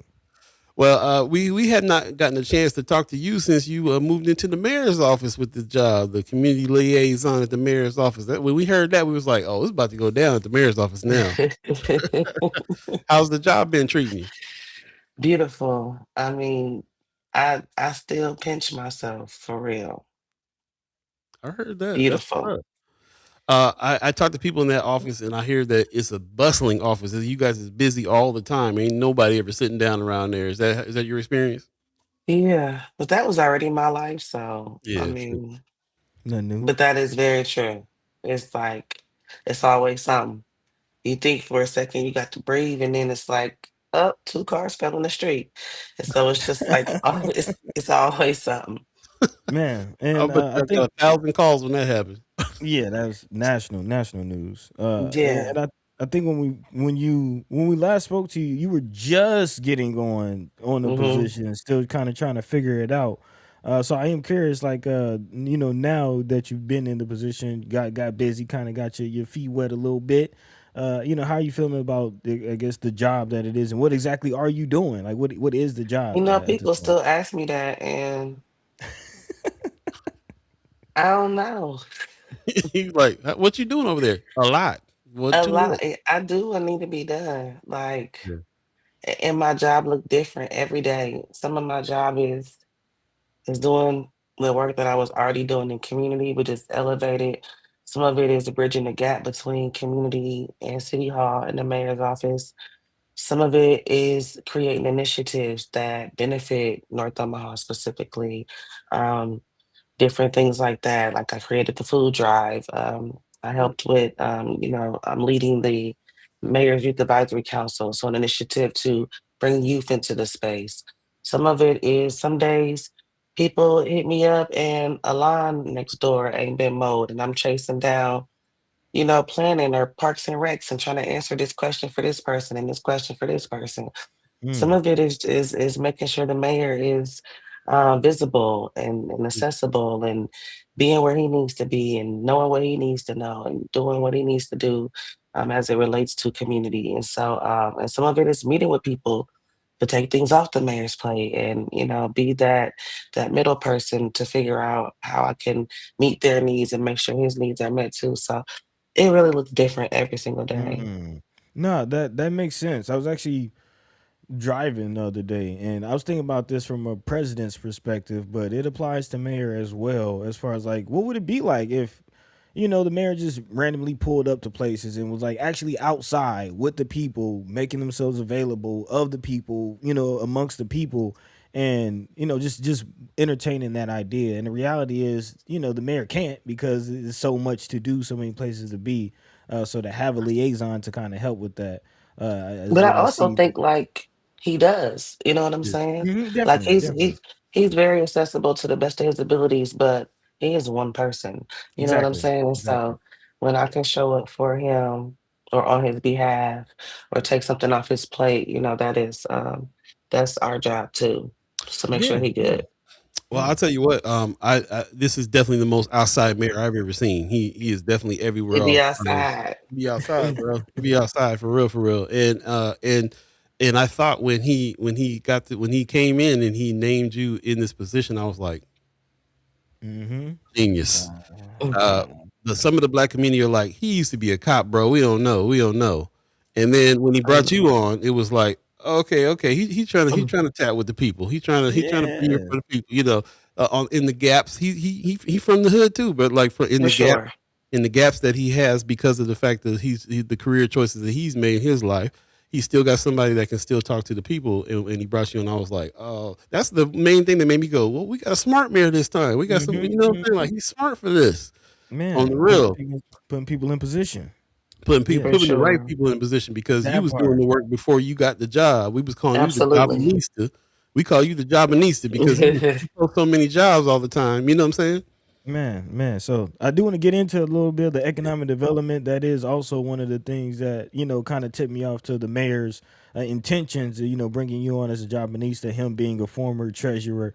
Just talking about what could change economically with y'all teaming up. But before we get into that, I am curious. As far as now being in a position, what have you learned? That's also what I'm. You've done so much, but in this time, what have you learned from the job? Um, I think my biggest misconception initially was that this was not a political position. I'm Mm, not a political person at all whatsoever. Don't pay attention to them. Not in a shady way. I vote because my ancestors literally died for me to have the right to. hey, But outside of that, I don't get into I don't do it. And so I think when this position came up, it's a community position. And then I realized how political it still was going to interesting. be. And Hmm. so just learning like the policy side of things and how things work and I'm probably only like this much in, just the tip is in. Mm, mm, And I have so much to learn. There's so much I learned how much I didn't know. mm, Mm. Even like just sitting at city council and how that process works. Or, I mean, just learning the multiple layers to City Hall and the departments and who does what and who's responsible. Even simple things like, well, I thought this person was responsible for the trash. They're like, no, it's these people. And mm, it's just so much that I did not know and that I didn't think I needed to know or cared about. But in order to educate my people, I have to be Hmm. educated first. And so Right. just trying to learn how things work has been a curve for me. But I am learning as I go along. And so that's been beautiful.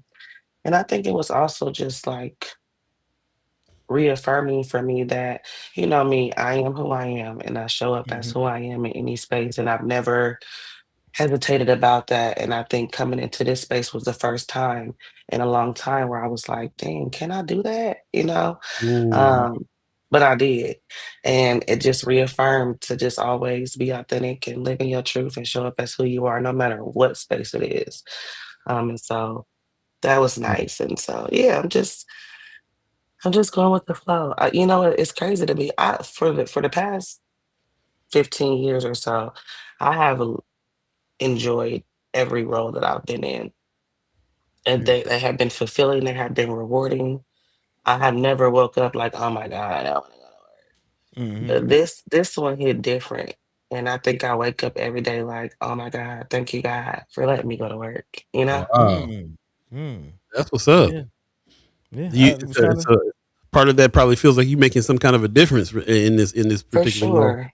What comes to And mind not that first when you think of that? I think that in the work that I do, I've been making a difference, but it's been small groups or pockets. I think to be able to Mm. see your impact and difference on a Mm, larger scale, like that hits different. Because that's the goal, right? Like Hmm. yeah. God says we should live a life of service, we should give back. Dr. D's mom always says it's one thing to be impressive, it's a whole nother thing to be impactful. So, like, Mm. what do you want your legacy to be? When I always tell my son, when people leave you, they should feel something. And so, like, how do you want people to feel when you are no longer in their presence? You know? And Wow, so that's big to me. I love it. The Man, it's a word. scales. It makes a lot of sense. The scale of the impact this time around is different. Yeah. It's a word. People in the chat, man, bigging you up. She said, Shelly Yeah. Mann said, we're lucky to have Raquel in any policymaker's Um, office because that authenticity is contagious. Yeah. That's what's Shelby, up. you know I'm the sensitive Aries in my season that's coming up, girl. Don't make me cry. Yeah, we appreciate that very much. We were talking the other day about a school Speaking of that, impact. speaking of impact, right. Very impressed by what was going on with this school, and we were looking at trying to talk to you about it. So it's the Identity Prep Academy, right? Yep. And we Identity Preparatory Academy. Identity Preparatory Academy, and we did a little bit in digging into what some of this is, and it was based on some posts, and we saw your name involved. So we kind of wanted to. We were just learning about this school for girls, and some of the stuff that's happened and some of the stuff that you guys are doing there. We talked about the girls going to the Jocelyn, like the partnership with the Jocelyn. We saw some pictures Mm-hmm. there with them going. Also, Miss Phillips here did a TED talk talking about that this is the junior high or middle school this being built. Yes. Also, and then we kind of dug into the website a little bit and just try to see what this was all about. So, wanted to hear from you a little bit about what this was about and how you've been involved and what's the goal here with this school.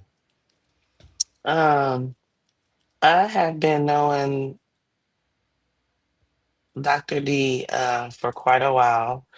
She was my son's principal, and we kind of forged a relationship. And Mm. this was both separately a vision of both of ours. Mm, And we chatted about it off and on. She came to me in an official capacity maybe 3, 4 years ago and was like, I really want to do this. And I'm like, let's go. wow. So I was the first board member. I co-founded Mm. it with her, Mm. helped build the board. I'm the vice president, and we rolling. And what started as just a vision and a dream is here and it's coming. And Dr. D is, I don't even have the words to describe that woman. Like, you literally have to sit in her presence. It's like if I could just touch the helm, like Mm. she's dope. And I always thought it would be great to start a girls' school. Like, she knew it was possible. And Right. it's beautiful. Our theme is affirmed, nurtured, challenged, and impactful. And it's more than a school. It's gonna be a place of joy and a place where minority girls can come and not just be academically challenged, but be filled, find their identity, know who they are, know their purpose in life, stand in their Black excellence and their brilliance, and Mm. thrive at a young age. And so I'm really blessed to be a part of the whole everything. Man, No, and that's beaming faces beautiful. on this. Yeah. Yeah, yeah, yeah. That's beautiful. Paul and I have worked closely with the women over at Girls Inc. and just kind of seeing those and seeing those efforts and just seeing the impact, of young sisters that kind of get that the extra touch, get that attention, and we need more of it. You know what I mean? We need as many girls inks and boys inks as we can get, and identity preparatory academies for young men too. We would love to see that. But I'm kind of curious, just as far as just what you saw, like what was really stirring inside of you when like had the idea when it came to you, as far as just the need for this. I think the idea came out of lack, right? Like lack of what we as Black women did not have growing up. Mhm. I did not have a space where I not only felt safe, but where I felt challenged and affirmed and nurtured ever Mm, as a mm, young girl. And so, like, how did that lack shape my life? How did Mm. it lead to the trajectory of where I ended up at, as a young in prison at 21, with low self-esteem and self-confidence and self-worth and not believing that I was possible of great things. Why? When we all should believe and know that we're possible of great things. And so, mm-hmm, like, how do we foster that? Like, the vision behind the school is really just wanting and needing our girls to understand who they are and where they come from and the power that they carry before the world tries to define it for them, which, as we know, will. mm-hmm, And we know the impact of that. And so they will engage in experiences that build confidence, that build critical thinking. They'll have cultural awareness. They'll know leadership and community early. And it'll be an environment where they're not just preparing for test, but really preparing for life, like mm. What real life, and just making sure that they know who they are and that they believe in their potential. And I think that is one of the most important lessons that any young person can learn. I feel Definitely. that we all in the community definitely feel like there's a lack, and we think about this all the time. We talk about this stuff on the show all the time. We get to the point where we're like, well, maybe we ought to build our own school. What should we do? Because of the all these things that you're talking about. As a matter of fact, our content creator camp is being shaped and built so that we can try to instill some confidence in the young folks that let them know they can be in these rooms, they can talk to the mayor, they can do all these things, they have the right to ask these questions. We have to start there before we even get to the journalism part because For because sure. it's like so in that conversation we're always wondering about how it is, how do we get a school started. Yeah. We were wondering about the logistics of the school. Is it a private school? How's the school funded?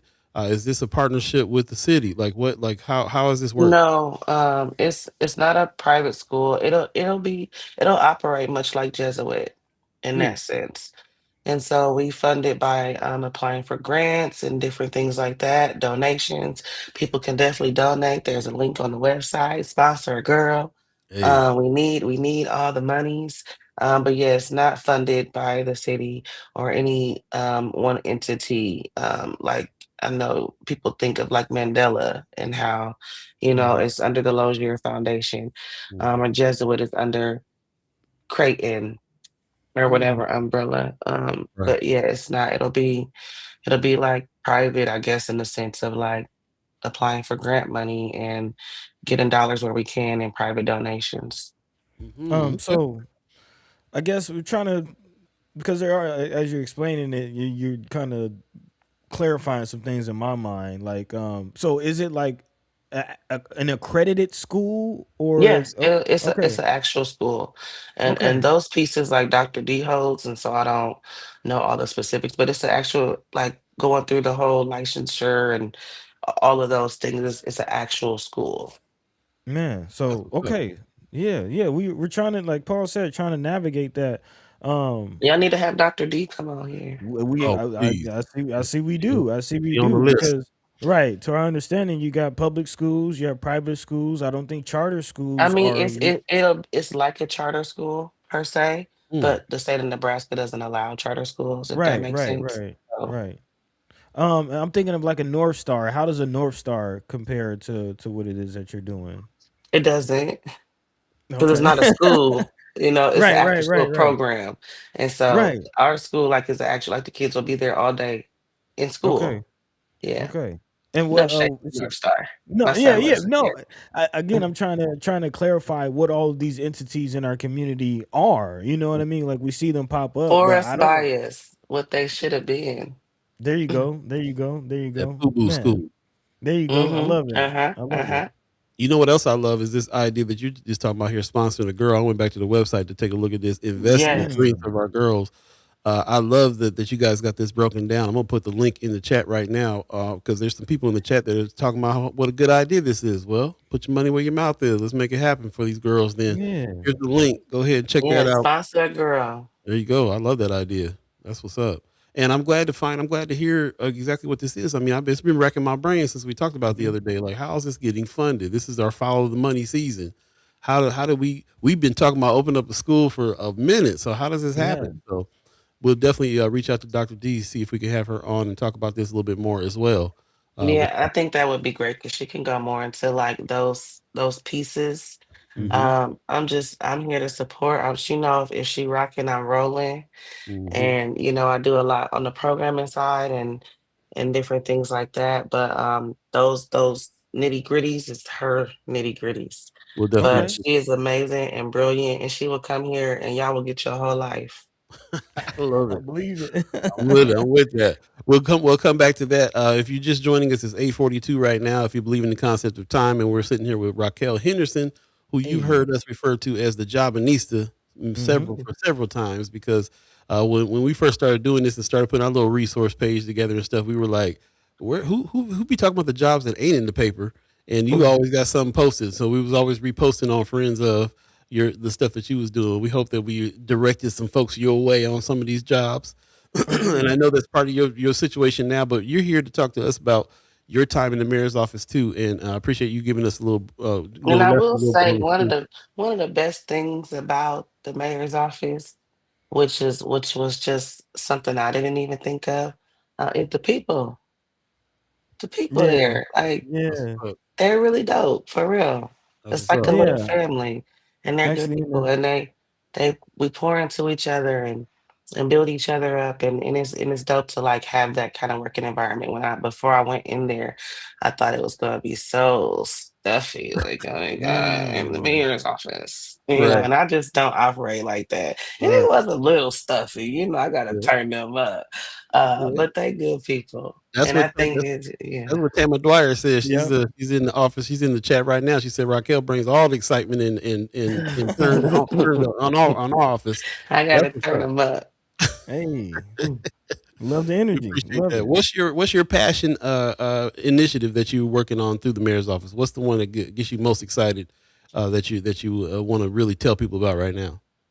Probably the Youth Advisory Council. Youth is my first love, and anything that will aid in youth empowerment and youth development and youth having the opportunity to be their best selves is gonna always win my heart. And so it is started. Applications are open on the mayor's website. It's for Okay. rising juniors and seniors, and they will work directly with myself in the mayor's office and the mayor to elevate the voices of youth to create change in youth spaces. It's not performative whatsoever, whatsoever. So I guess what are some of the areas of influence or some of the things, issues that these youth will be tackling? There's key focus areas, and so some of the and they get to pick. So there's a huge Okay. list, and we'll narrow it down based on what they want to focus on. But public safety and policy and justice and system impact to youth employment and economic opportunity, transportation and mobility, basic needs, youth space and belonging, and then arts, culture, and creative expression, and environmental justice and sustainability. So you should see Mm, all that on yeah. there also. And And so as these they are apply, or you could click on focus areas. So as they mm, apply, they'll put what their focus areas are, and we'll narrow it down to three based on the youth that are selected.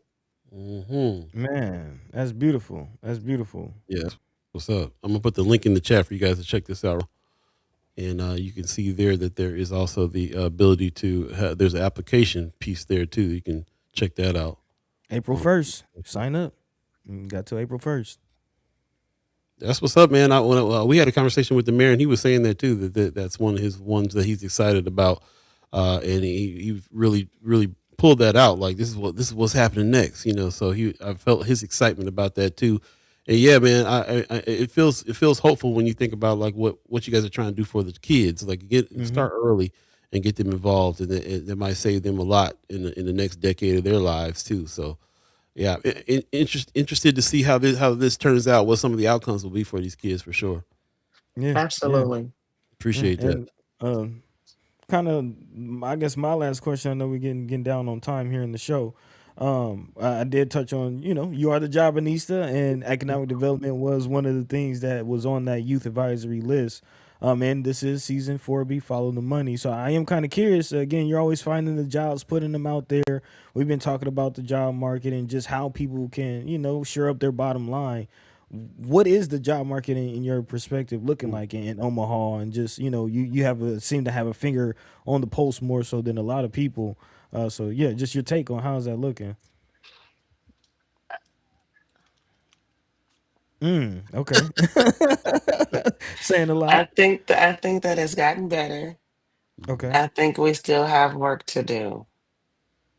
Um, when I think about economic development, it's not just about buildings going up and businesses, but really the people who live in our communities having access to opportunities, right? Even jobs, that's an opportunity. And Mm-hmm. so, how do we create real pathways for people to thrive, not just survive, but to thrive? For a long time, I lived in survival mode. I didn't even know Mm-hmm. that thriving existed, let alone that it was attainable.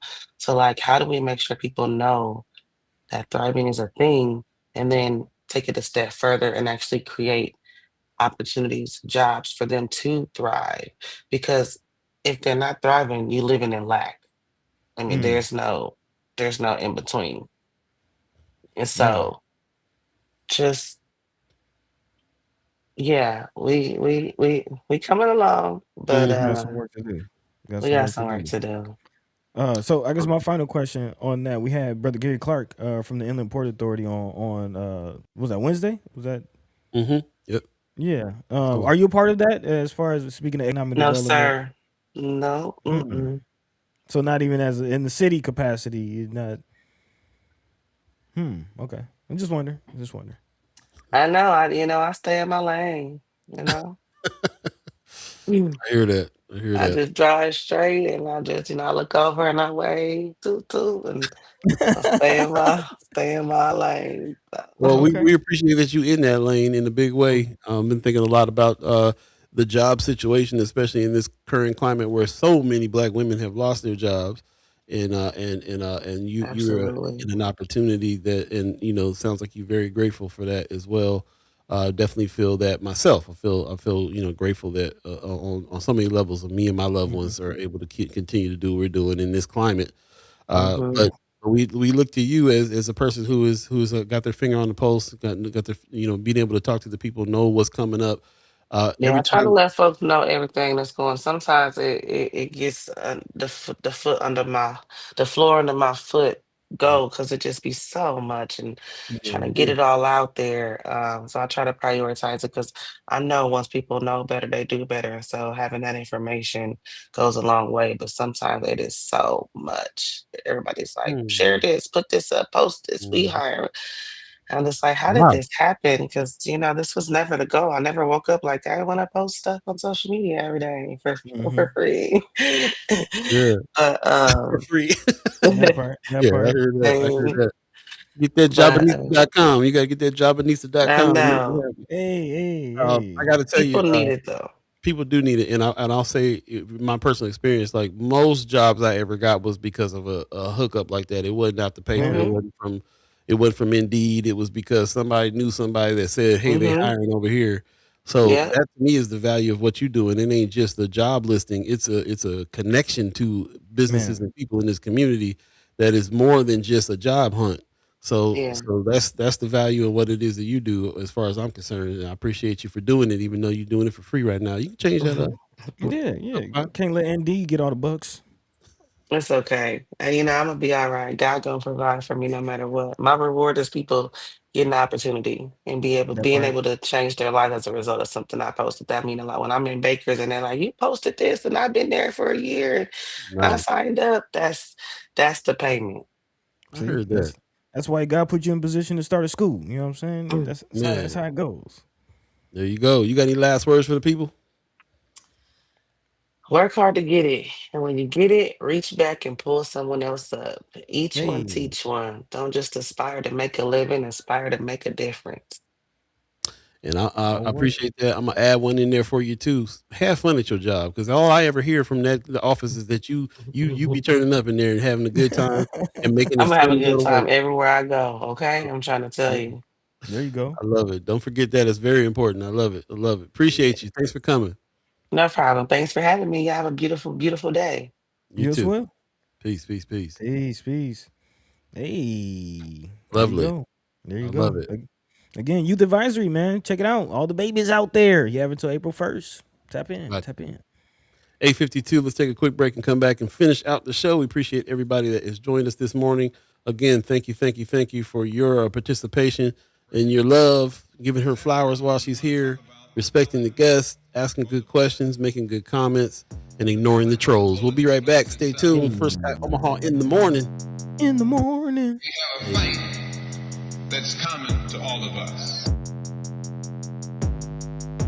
We suffer political oppression, economic exploitation, and social degradation. Today it's time to stop singing and start swinging.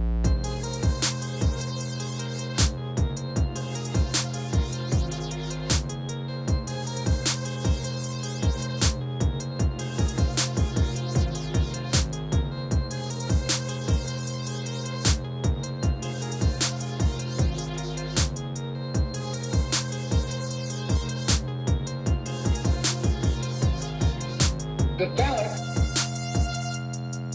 or the bullet. The ballot or the bullet. The ballot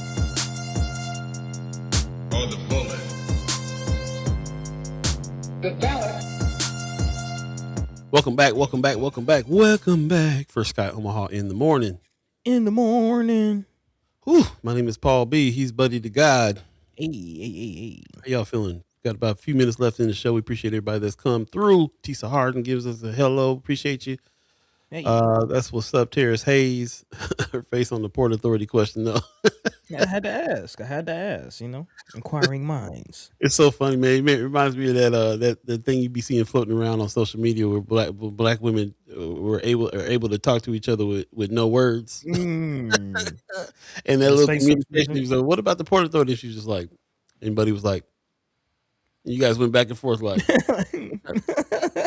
gotcha. I heard what you said. Love that. Kimber, you talking about Dr. D says she worked in the OPS system for years and was also the principal at Mandela for some time. Definitely got to have Dr. D on, man. That's what's up. Appreciate that. Man, He said power. Darnisha is brilliant. That's what's up. Appreciate that. Thank you. It really Tisa Harden said it really is all about us, to teach us, love us, look out for us. Yeah, man. The point of that school, we understand it. And I'm so glad we got some answers on how that school runs.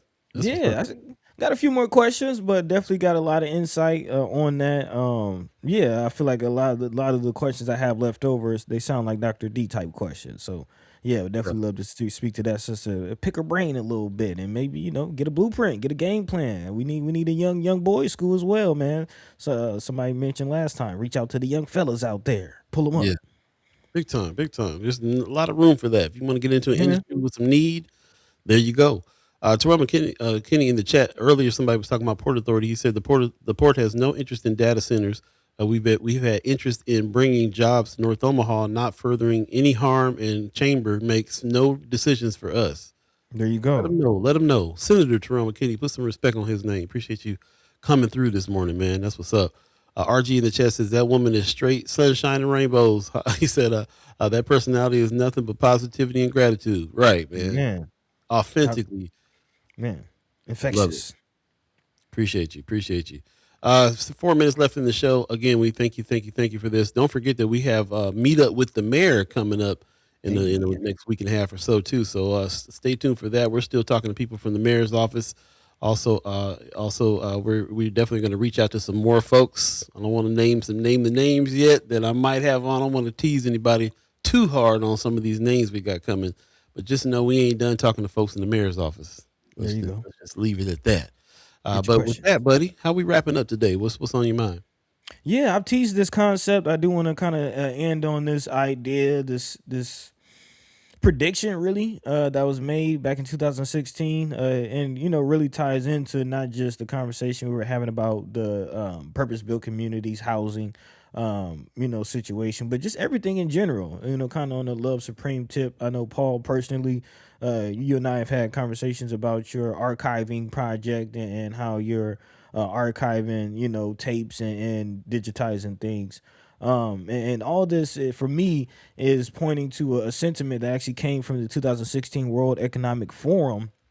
The statement or phrase, "You'll own nothing and be happy." This was again a prediction from the World Economic Forum. You'll own nothing and be happy. Again, it's a prediction regarding the future of a service-based economy, which, if you look up and look around, we're already in it.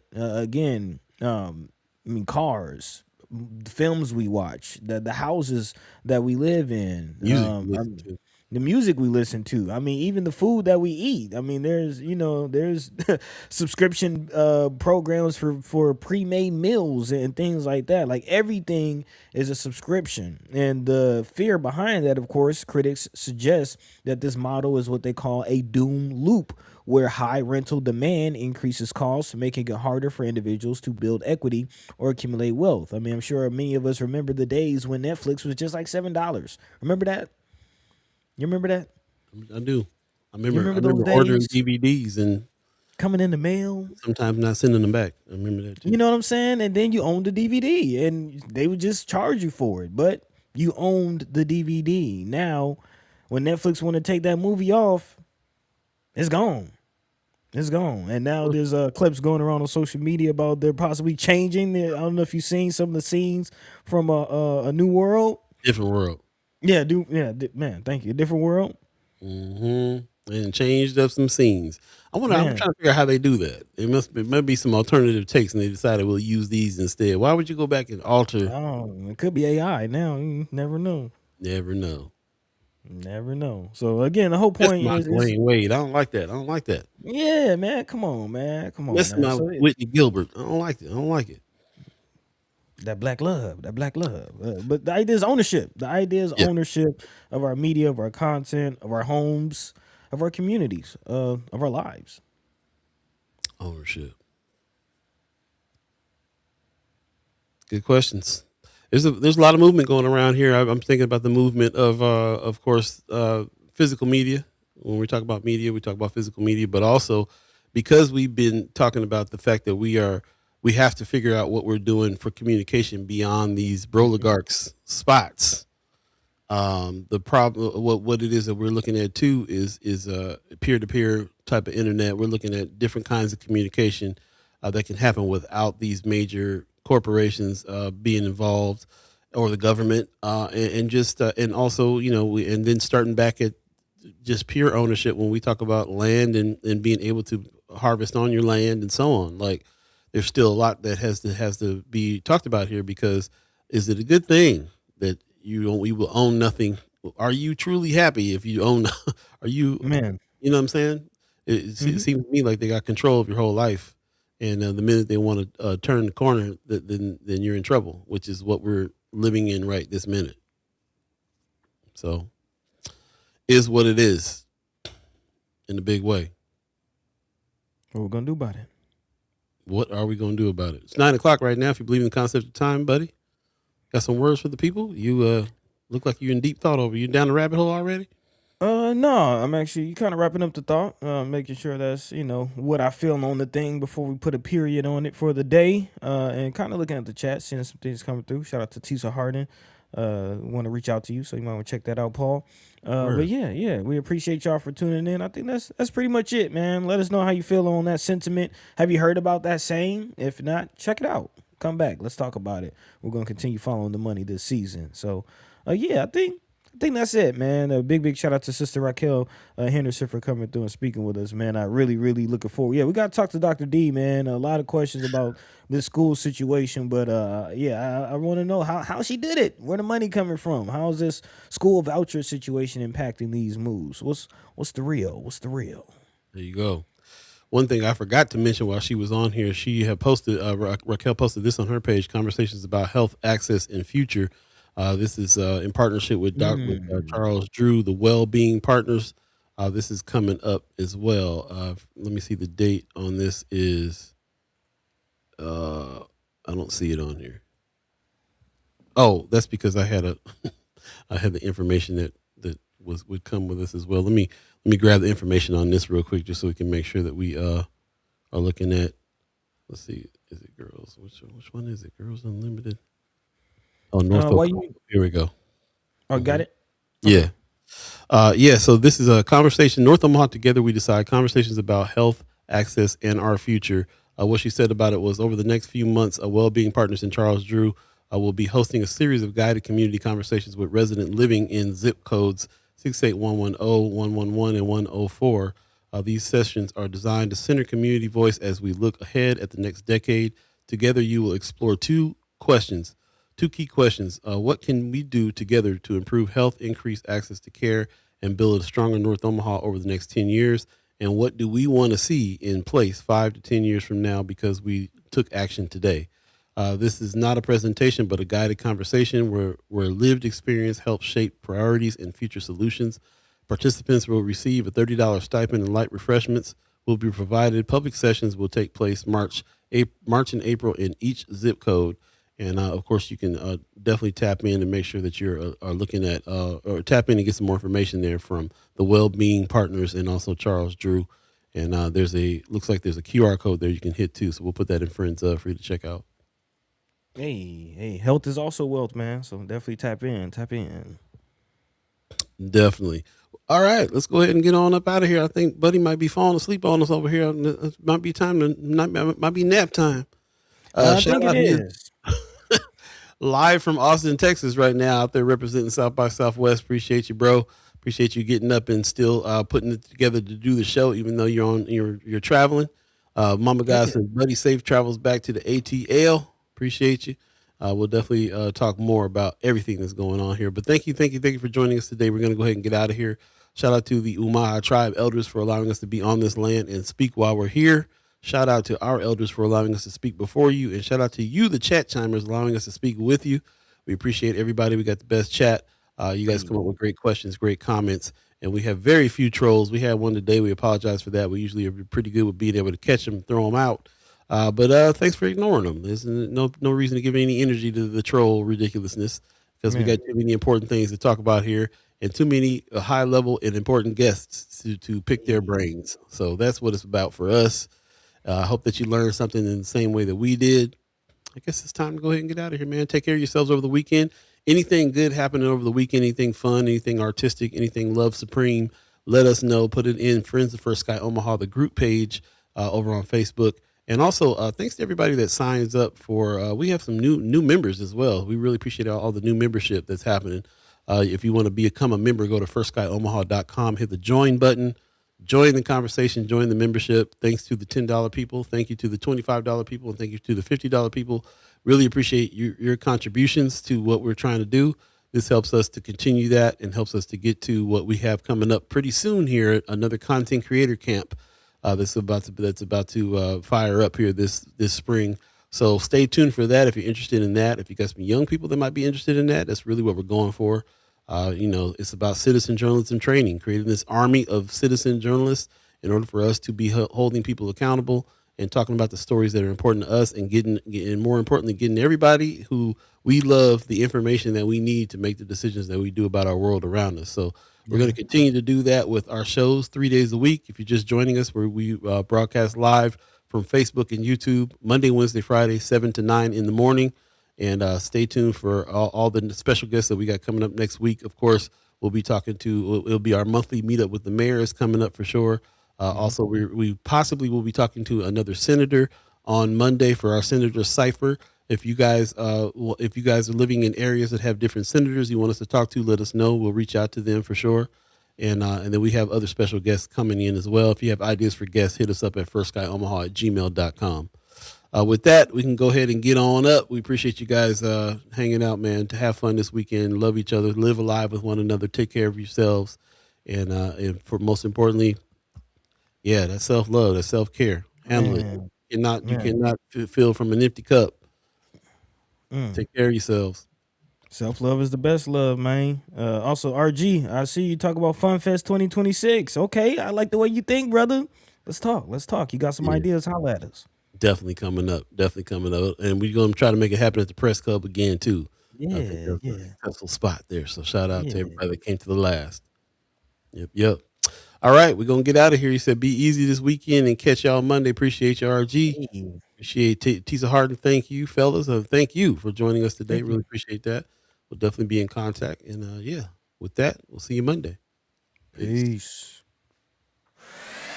By the way, Vanglorious. This is protected by the Red